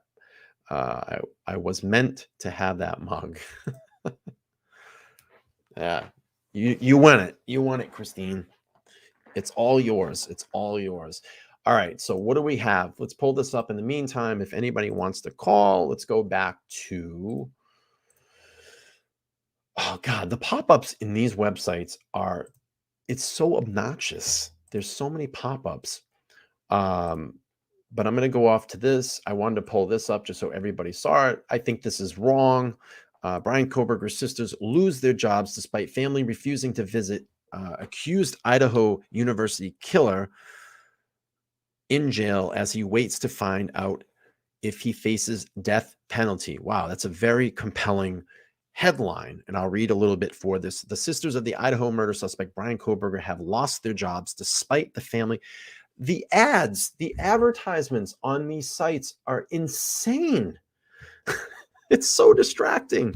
I got pop-ups to the left down here. I got jokers to the left of me. I got jokers to the right. What the hell? All I want to do is read this article, man. The sisters of the Idaho murder suspect Bryan Kohberger have lost their jobs despite the family refusing to visit the accused killer in jail, sources have revealed. The 28-year-old is accused of stalking and brutally murdering the 4 University Idaho students at their off-campus home in Moscow last November. Kohberger's arrest for killing has severely impacted his family, who are struggling financially, the sources told News Nation. Now his sisters Melissa and Amanda have been let go from their jobs because of their relationship with the accused killer, the outlet learned. Kohberger was arrested at his parents' home. We already know this information. Wow, they're even putting pictures of his sisters up. That's great. Come on, guys. Let's be a little bit more what's the word I'm looking for? I don't know. Protective, I guess. I don't know. Come on. You know, like in January, the family issued a statement that said they would be standing by him, adding, "We love and support our son and brother." Yeah, discreet. Thank you. Classy. Yeah, that's kind of the words I'm looking for. The statement was released just days before the former Washington University criminology student was arrested and charged with 4 counts of murder. Now, months later, Kohberger's family say they're facing a multitude of troubles in the wake of the arrest. His older sister, Melissa Kohberger, was a school counselor, and his other sister, Amanda, had been working as an actress. Both have been let go from their jobs. The family has reported not visiting Kohberger in jail. They have spoken to him on the phone. Kohberger, who was pursuing the PhD, we already know this. So anyway, it looks like his family is obviously struggling financially, and his sisters have faced some quarrels at their job. I think that this could possibly be a wrongful termination. I'm sure that there's going to be some, filings in that as well. So yeah, you guys got it. Classy, tactful, just things like that. So good old mainstream media, right? So anyway, I just wanted to bring this up as well. I'm sure that you guys already know. I'm not going to go over Brady Giglio and read the full definition because you guys have probably found a lot about that over the last 24 hours.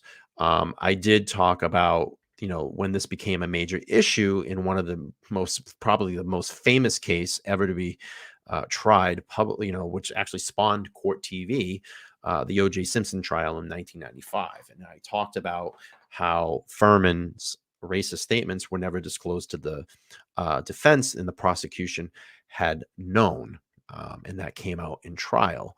But what I wanted to talk about was the issue of Brady Giglio and why, it possibly could have been filed, which most of the time they're filed in a case of just basic transparency. It says, and I just want to read this really quick. And I asked, a question of myself. I said, how often is Brady Giglio introduced in a case? The obligation to disclose expulsionary evidence under Brady Giglio arises from virtually every criminal case in the United States, as it is constitutional requirements that apply to both federal and state prosecutions. Prosecutors are required to search for any disclosed information. I'm going to take those out. That is favorable to the accused, whether it's not the defense, whether or not the defense requests it. This includes not only evidence that tends to show the defendant's innocence, but also the evidence that could be used to impeach the credible of government witnesses. While the extent of disclosure may vary depending on circumstances in each case, the obligation to disclose expulsionary evidence is fundamental principle to due process that must be followed in all criminal cases. Failing to disclose such evidence can result in serious consequences for prosecutors, including disciplinary actions, sanctions, or even reversal of a conviction. So it is mostly a standard practice in a criminal case. You may see that in most OJ Simpson like golf clubs. Victorine said, I haven't been chatty, but I've been watching a great show. This show actually was really good. It's been a great show. You guys are chatting. There's a large audience tonight, which is great. We had a great caller that called in. And I don't know what happened. We got hung up on, and I promise you I did not hang up because I was loving the call. The Canadian Cat Lady says, Bryan, you always get the likes. You don't have the problem to worry about. You're golden. Thank you so much. AC says, OJ is on Gwyneth Paltrow's side. Oh, man, that's a good one. Oh, geez. This is really good. This is good stuff. So what I wanted to do is just pull up, if you guys haven't seen, a lot of the question is this Sergeant Gunderson in this case. And the issue comes from a First Amendment complaint that was back in earlier of 2022. And this goes to a case that's called the Nathan Daniel Wilson filed this. And it's basically a Stickergate case. And you can see Shane Gunderson's name here. And if anybody doesn't know, he was the first arriving officer at King Road the afternoon or late morning after the murders. He was one of the first officers there that had taken statements and started to question and meet with witnesses. But the file is here. You can look it up. It's a First Amendment complaint. And what I'll do is I'll pull up an article that I had found on it.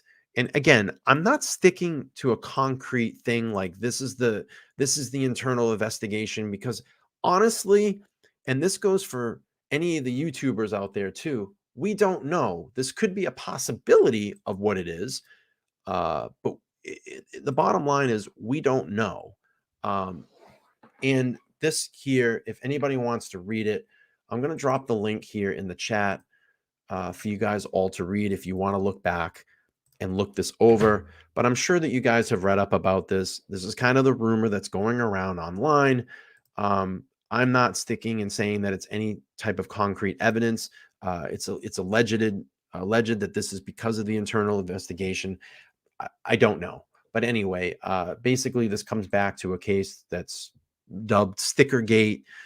It was a civil rights, a free speech complaint.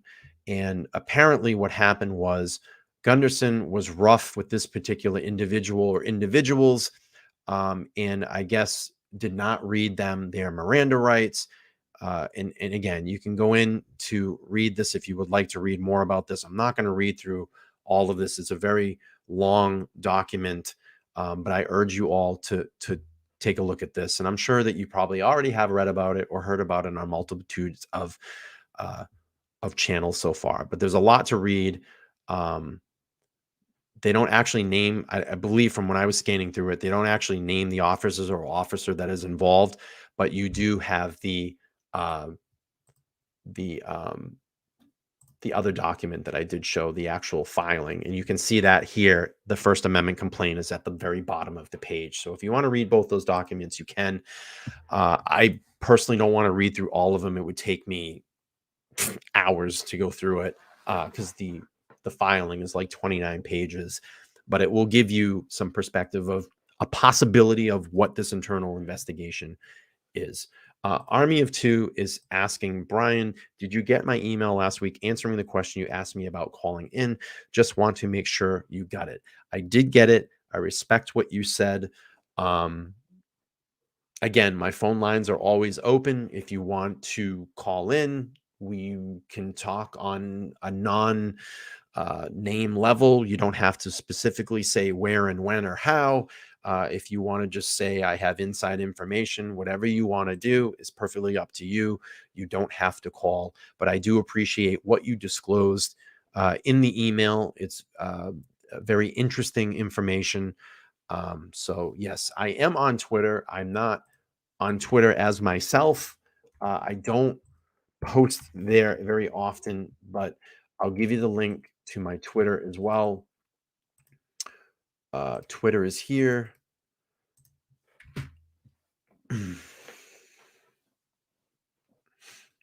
You guys can check me out on the Twitter sphere. I don't generally go on there much. I'm not really a Twitter.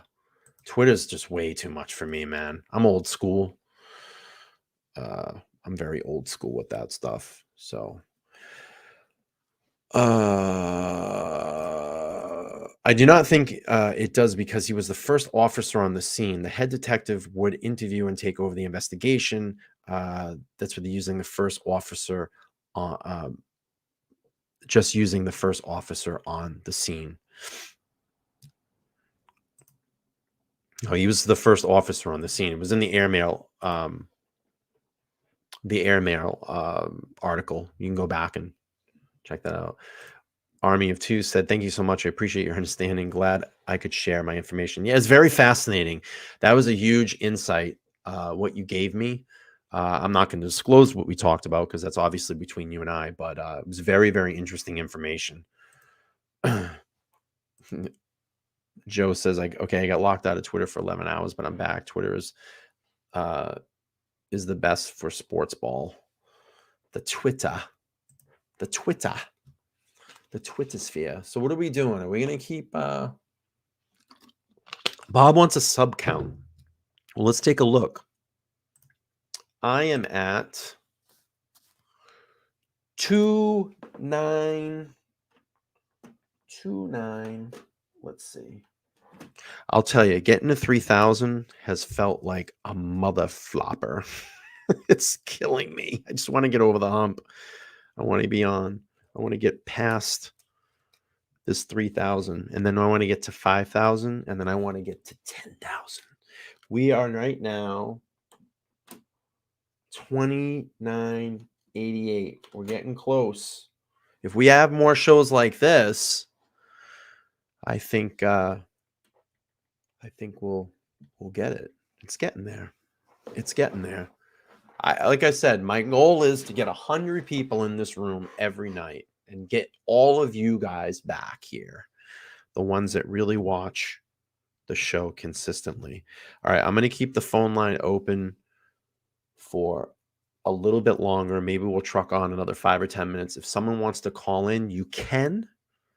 The phone line is 774-855-9400. If you want to call in, you want to say hi, you want to curse me out, you want to tell me to shut my channel down, by all means. If you want to give me your opinion, if you say you hate my channel but you watch on a consistent basis, that's fine. Whatever you'd like to do. Do you know that getting subscribers is one of the most difficult things on YouTube? It's strange. You would think it's a lot easier. It's incredibly hard. And you are incredibly lucky if you get a video to go viral. That's, really where it pulls in those subs. But I love grinding. I love having a goal. I just love grinding it out, and, baby steps. It takes a while. It's not going to be over overnight. It's going to take a little while. Subs are free. All you got to do is down there and click the subscribe button. It is free. Subs are free. Yes, Chosen Rosen. Subscribing is free.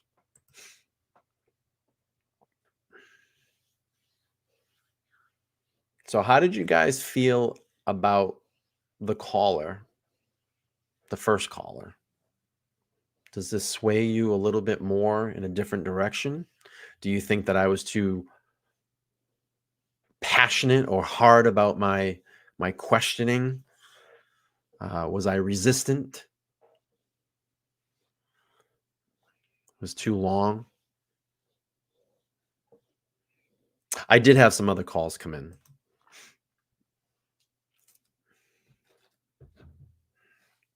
I did have other calls that came in, but that's okay.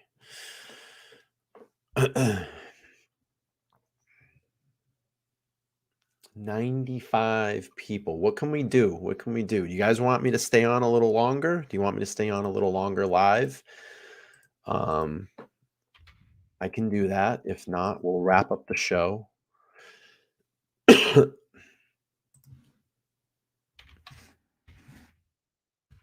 Tomorrow night, guys. Actually, you know what I can do? Hang on one second. Hang on. Tomorrow night, we will be on. Oh, I have a phone call. Let's take this call. Opinionated Idiot, you're live on the air. Who am I speaking with? Be with the big time Showtime. Tim Gun out of Utah. What's going? Good. How you doing, man? Good, man. You know, I've been watching this case since day one, and it's kind of had me going, dude. It's just, I've been freaked out since day one. Just how 4 people got stabbed, and you know, and I'm the one that thinks they got the wrong guy. It's just a look, you know, on the face, and I got a lot of reasons why, you know. And I know cops are kind of dirty, you know, and you know, I know a lot of law enforcement. You know, I got family law enforcement. Sure. And one thing you need to know about is informants. There's all kinds. There's mercenary informants. They get paid high dollar to take down people. Right. And a lot of people don't know there's people out there like that. And you know, Mike Stedham, one of my fight contractors, did a documentary about me because I signed up as a cadet, man. I got in this business a long time ago, and I used to bust drug bust, man, big one. And I got paid high dollar, and you know, I got an uncle who shot and killed 2 triple Tennessee line, and my uncle signed me up with State Bureau, and I want to be an agent, you know, but I needed school credits, and so I went this whole deal, and I went out bust meth lab, and you know, I see the whole thing about Bryan Kohberger and all this, and that. It's just, you know, all these people naming out stuff, and I mean, I've worked so many cases, and it's like he didn't even fit that kind of attitude type people have, you know, worked and stuff. And, you know, when I see all these people naming out informants, like, you know, just bust it out, man, you know, whatever, you know, if you're hiding something, trying to cover something up. But I really think that they got the wrong guy in a way. And I've been sending Bryan Kohberger money. I want to write to him because long story, but I was on a job where I heard a scream, and these guys want to try to kidnap a Mexican immigrant, which lives in Moscow. And it doesn't matter with all the stuff I've done to make fights. You know, after they find the body, they're like, damn, no matter what, if we go to trial, we're going to lose. So I'm kind of explaining things like that because I confronted Ian Harsh. Hey, man, you did hear that scream. How come you can't get a polygraph test by FBI Mike Gannis? And I've actually got PI test by FBI Mike Gannis under Jason Jensen, the PI. They all know I'm a cage fighter. And Mike, I don't give a damn who you actually done all these cases with. If you lie to me, you're going to jail. I said, okay. So he's a big, tall guy, you know. He's about 7 foot tall. And I bet he did a body slam me. You can pull him up, man. This guy's really does polygraphs. And so I was in his office for 3 hours. And at the end of the interview, he gets up and takes my hand. He goes, Tim, he scored the highest on my test. He goes, I got a lot of work to do. And so next month is like the anniversary, you know? Yeah. And I can kind of explain how these guys did all this stuff. But I mean, it's just Jake suggested to come out about it. But when I look at Kohberger, it's like, you know, this guy, a lot of people hate cops, especially people that work for cops. You know, they don't like that whole rack of a deal. And that's why me and Mike Stedham, when I fought for him, he's an ex-sheriff, you know? So we got along. So he knew some detectives I knew, and he knew I was about that business, you know? But Mike, big promoter for Ultimate Combat Experience, you know, and you know, like I called him up 2 weeks ago with a couple of MMA fighters and cops. I said, hey, man, let's head down to Moscow and go make the business happen, you know. But I got to call back to Chief Bryan, you know. Yeah. You know, he probably, I give him all my credit. Let's say, man, you know, he got a problem out there, and he got this wacky stuff. And so I'm being straight up on the down, man. You know, and there's something going on in that whole house case. And I even told the president, hey, man, the house, I want to tear it down. You know, I think they got something hidden in the house, you know. But here's our work for Chief Bryan. So I ain't got to call back to Chief Bryan because I want to say, hey, man, what's up, dude? What's up with this gag order, you know? And so what I'm doing is I'm going to send Bryan Kohberger some more money, but then I'm going to write to him. And I'm going to say, hey, man, if you want to take a polygraph test, I'll pay for it. Mm-hmm. And his test is 95% accurate. But if he actually fails that test, the boom, case closed. Right. But, you know, I mean, that's why I'm getting out there to say, hey, these people should be polygraphed because I believe in that test. Mm-hmm. I believe when I saw Provo, you pull this up, Elizabeth, Jason P.I. test, Jason K. test. It's a big thing because it's like, it's how people plan stuff, you know? Right. And you have to have Jason how they plan up, but I see how he's planning out. But I don't see why Bryan Kohberger is going to want to ruin his whole night and one night, you know? And what I'm thinking is they probably seen his workbooks or looked at his car. But, oh, this guy's undercover. He said a thorough. He's a pig or something, you know? And so the people hate on that stuff, you know? And especially you get around that type of group. And, you know, I had a lot of respect and disrespect in the face, but, you know, I mean, a lot of people knew about me. They're like, "Oh, dude, don't mess with that dude," you know. And I had a good time with Mike Stedham, you know. Did a documentary about me. Worked with Billy Mack, you know. And so I looked at this whole trouble thing, and I looked at Bryan's eyes. I'm thinking, you know what? I don't think he's got that in him to go in there. Because I mean, I studied from a guy, you know. I mean, I went in houses and you know where I just had plain clothes and you know wearing one-piece suit, and that way, you know. I ain't going there with a gun, but hey, they want to react, and I can do what I got to do. But, you know, it doesn't like that happen because it's how you evaluate the situation going. Because I'll tell you, I've actually, I know a lot of dirty informants. I know a couple of dead.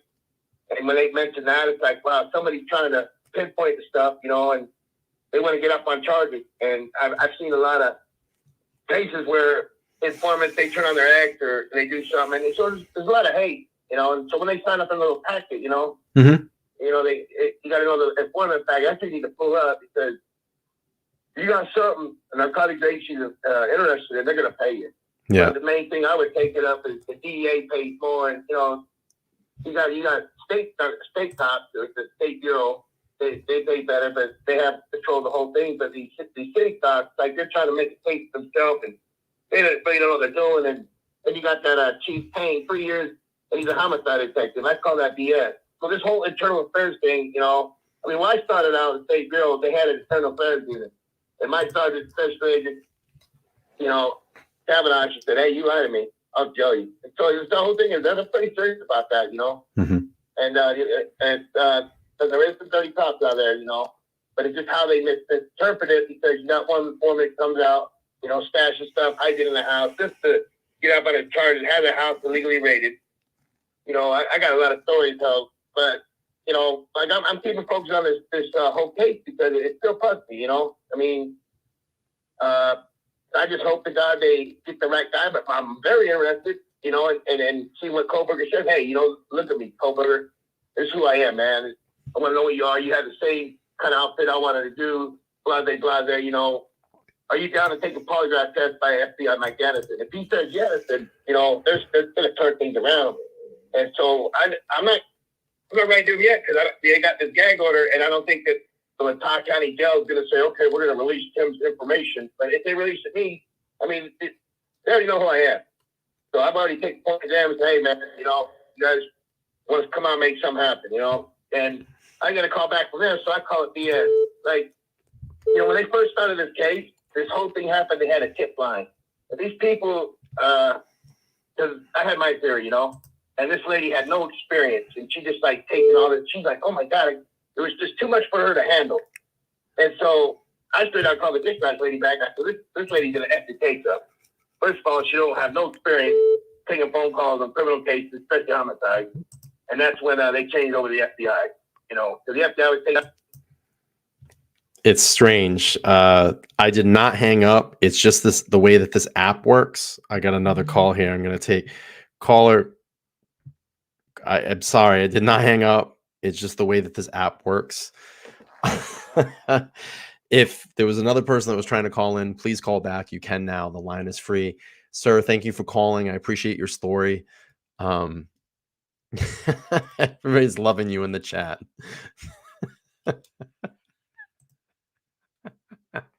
You guys are so funny. There was another caller that was trying to call in. You can call. The phone line is free.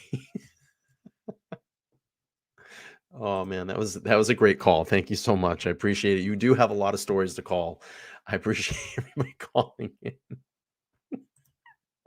Everybody's loving you in the chat. They really love you. That guy was awesome. He was so great. And if he ever wants to call back, we can dub him Mike Tyson. Yes, I like that. Mike Tyson, if you ever want to call back, please do. There was another caller that was trying to call in. Before I wrap up the show, if you would like to call in, please do. That was great.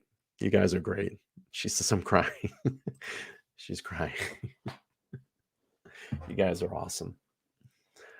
We'll wait a couple more minutes if that caller wanted to call back.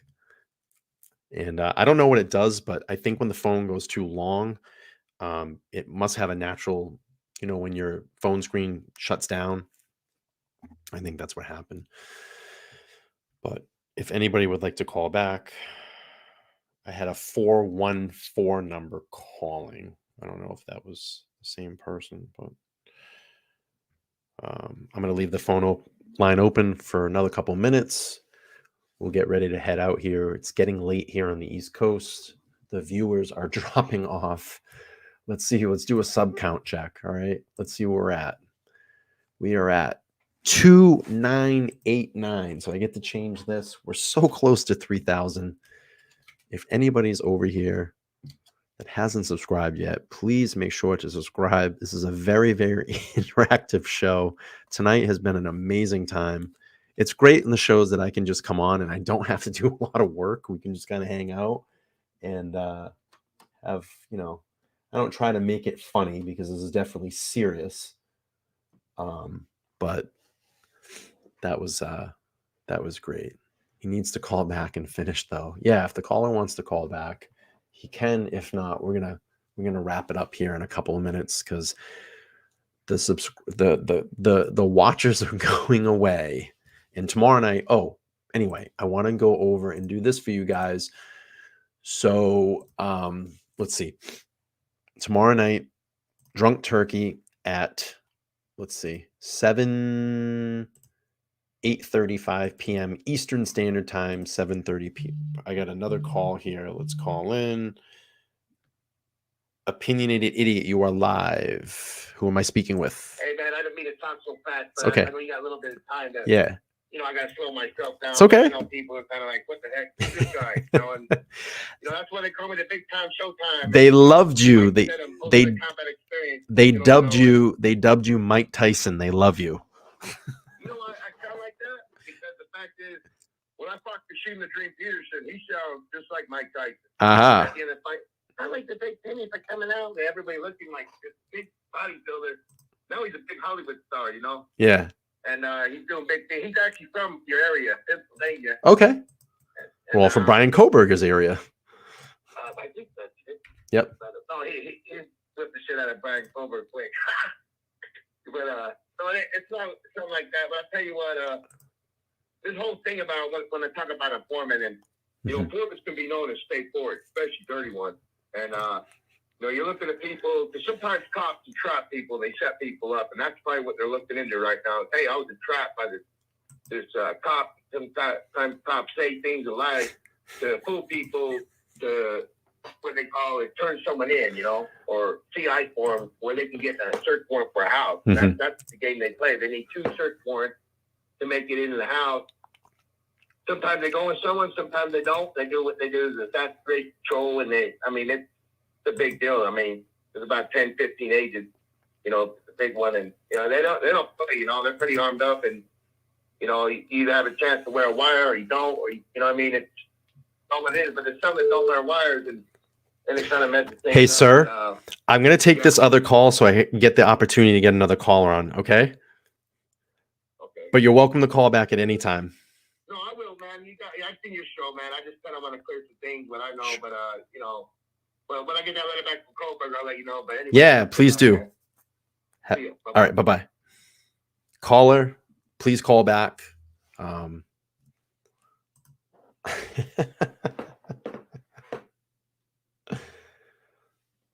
Ask him if Customano was a golfer. Yeah, caller, you can call back that 414 number. If you want to get it in really quick, we're going to wrap this up at about 10:30. And then tomorrow night, I just dropped the link in the chat. Drunk Turkeys tomorrow night. You guys need to go over and watch us. It's going to be Drunk Turkeys. It's going to be me. It's going to be Publicly Buzzed. It's going to be a connoisseur of crime, of true crime. You got to go over and check that out. It's going to be fun. Real quick before we wrap this up, 6 more minutes. Caller, if you were trying to call in, please give a call. And then I will be back on Sunday night. I was going to do the Throwback Thursday show, but this was way too important. We needed to get into it. Sunday night, we'll be looking back at the Stephen McDaniels case, and we'll be going back to doing that. That is the link there. You guys need to go in and click the reminder button so you were there with me at 7:30 p.m. Eastern Standard Time on Sunday night. We'll go back. We'll talk Stephen McDaniels, and maybe we'll do a little bit of the wrap up of this whole weekend, the experience that I had on Drunk Turkey. So let me see. I'm going to see where we're at as far as subscribers. We're going to do another 5 minutes here on air, and then we're going to bust out for the night. We're still at 2989 subs. We're almost close to 3,000 guys. I could not do it without your help. MRG, have a good night. I know it's getting late.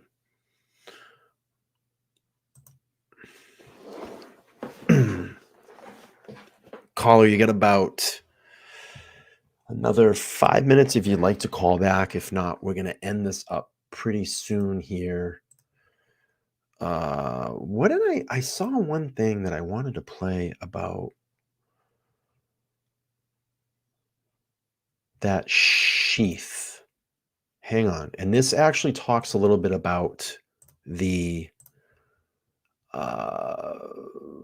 Brady Giglio as well, too. This was on Banfield. Let's play this really quick. If I can get it to, if I can get some. November 14th, 2012. What's going on? My 7-year-old son, Daniel. There is also this incredible reporting that the knife sheath that was found at 1122 King Road, up on Maddie Mogan's bed beside the bodies of Maddie Mogan and Kaylee Gonzalez, that knife sheath that was left behind with the trace DNA, apparently sent out of state to a startup in order to process. Don't know if that means the lab in Idaho, the state lab, wasn't good enough. But that's where it went to identify. This is a really good time to bring in Mark O'Mara, criminal defense attorney, civil rights attorney, smartest person I know in the law. I am curious right away, Mark. I want you to listen to this segment right here. This is important, and this is about Brady Giglio. I want you to listen to this segment. Before I even get to the document stuff, about that knife sheath, because all I can think of is the defense attorney saying, wait, the state of Idaho you couldn't do the job of finding any DNA on that knife sheath? You had to send it, outsource it? Does that mean that's going to be litigated and fought and contested and diminished by a defense attorney at trial? Absolutely, because again, defense attorneys look wherever they can find to find a potential of reasonable doubt. And when there is a test, either that they have to do unique, they have to go out of state, they have to do it a second or third time, or it's inconclusive. Those are little items, little catchphrases that defense attorneys use to see if there's reasonable doubt there. Now, again, it's got to be taken in comparison to all the other evidence. Yeah, you know what? I do agree she can get on the obnoxious level, but the only thing is they really have been the only people reporting on this case. So, I mean, that's why we reference it a lot on this channel.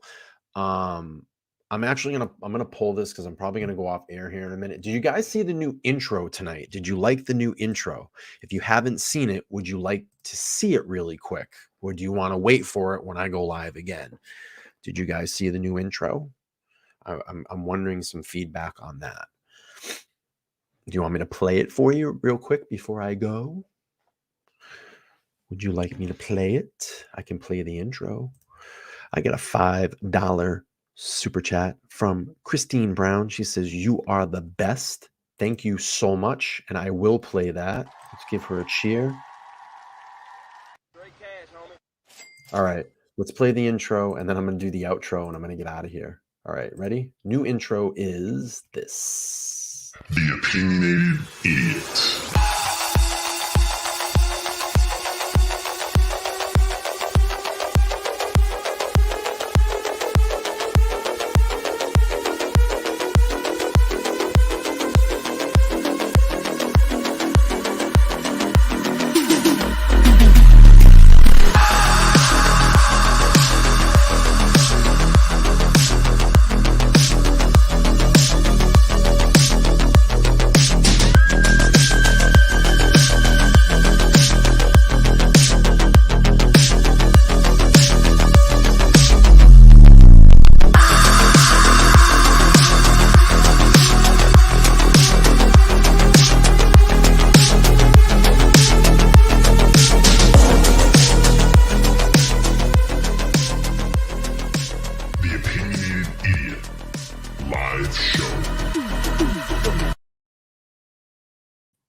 What'd you think? Did you guys like that? I feel like I'm at a rave. Yeah, I just wanted, energy and some, just get it going, get the show going, get everybody in the mood.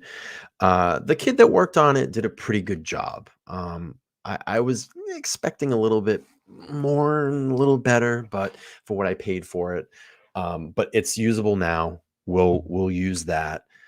I love it. I think it's funny. And it was fun. So Lisa sent a $4.99 super sticker. Thank you for supporting the channel. I do appreciate it. And we'll give her a little cheer as well. Yeah, it is. It's got good energy to it. All right. It is 2.5 hour show, very close to coming 2.5 hours. Everybody is starting to peel off here. I have to be up very early tomorrow. I'm sure all of you have to get to work and whatever you guys do in your personal lives.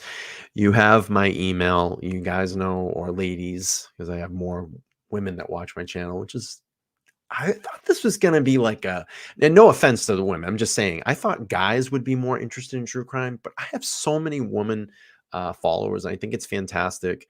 I just want to be, I want to end the show with this. We all need a space sometime to come to. And we all need a space that we can come to get away from our regular, everyday, crazy lives. And I am happy and honored that I can provide that for you, 3 nights a week. And I'm happy and honored that you guys, or ladies and gentlemen, sorry, I always default to guys. And I don't mean that in an offensive way, that you come to the show and you hang out and you chat and you support by, giving money and memberships. And I appreciate that. It supports this. It supports the channel, allows me to grow. And like I said, my dream is to get this out of my bedroom and into an actual space someday. I am glad that I can provide entertainment to get you away from your everyday lives, that we can come in and we can focus on certain things that are very important in this country, like this case and past case and present cases, and being advocates for victims. And I don't really take a general joking tone in any of this. It's very serious, and I get it. It's okay sometimes to smile and laugh and have a little bit of fun. I don't mean in any disrespect to the families of victims or victims' families. We're all human. We need to sometimes smile and, let loose a little bit. And if we can do that a little bit towards the end of the show or whatever, it's okay. But I just don't make a mockery of things. And I don't ever want to make a mockery of anybody, of their family and all that. And, that's what we do here. So I appreciate all of you. I love seeing all the familiar faces in the chat, all my channel members. You guys make me smile. I love the emails. By the way, if anybody wants to send any postal mail, I have now a postal address. I'll drop that in the chat. So keep in mind, if it's anything offensive or anything like that, it's going to get snuffed out at the post office. So don't even go there. But I'll drop that in the chat. Postal address is here if you want to send anything. If not, you can email me at theopinionatedidiot@gmail.com. I read all of my emails and I respond. I have regular emailers that respond to me, that write to me. I respond all the time. And I appreciate, a jar of farts. That'd be great. Yeah, send me a jar of farts. Christine, you need to email me your address so I can get this mug off to you. And the next time we'll do I don't know, is that poor taste a Grubhub? It's not a DoorDash, but we'll give this away. I didn't even think of that. I did not even think of that, and it was pointed out to me. But next time, maybe we'll give that away. Next show on my channel is Sunday night, We're going to do our Throwback Thursday because I had that scheduled. I may change the format on that show just depending on how everything goes tomorrow. Maybe we do a recap. We come back and talk Kohberger. But that's the link for my show on Sunday. It may change, but that will be the link for it. Yeah, glitter bombs. Okay, folks. It's awesome. We got over to 100 people this evening. We grabbed some new subscribers, which is fantastic. I am now presently, before I go off air, I'm going to change the subscriber count. I only need, oh shit, my 9 just fell. I'm not going to get up because I do every show in my boxer shorts. So no stripping on, no OnlyFans tonight.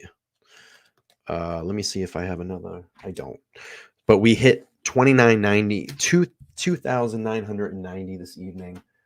I'm happy to say that. So 10 more to 3,000. We're going to get there tomorrow night. Drunk Turkey show. You all better be there in support of them.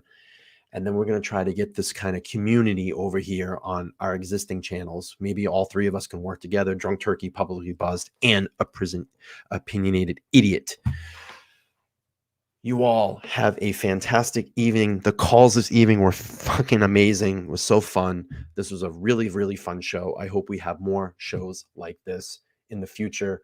You know what? I like round numbers, so we're going to wait 1 more minute on air, and then I will go off at exactly 2 hours and 30 minutes. Was the earlier time, me starting at like 8 o'clock, better for everybody? Because I can go to an 8 o'clock start because I know these tend to run late sometimes. I don't mind starting at 8, but you guys can all let me know in the comments or the chat. All of my channel moderators, all of the people that super chatted tonight, all the people, the new members, I appreciate all of you. Tomorrow night, Drunk Turkey show. You guys all better be there. I love all of you all. As always, you are the best crime community on the internet. And you are the best people that I've ever talked to in my entire life. I truly mean that. It's really great. Okay, I'm gonna go out. I will see you all tomorrow because we're coming up at the 2:30 mark. Everybody stay safe. We live another day. I'll see you all tomorrow. Bye.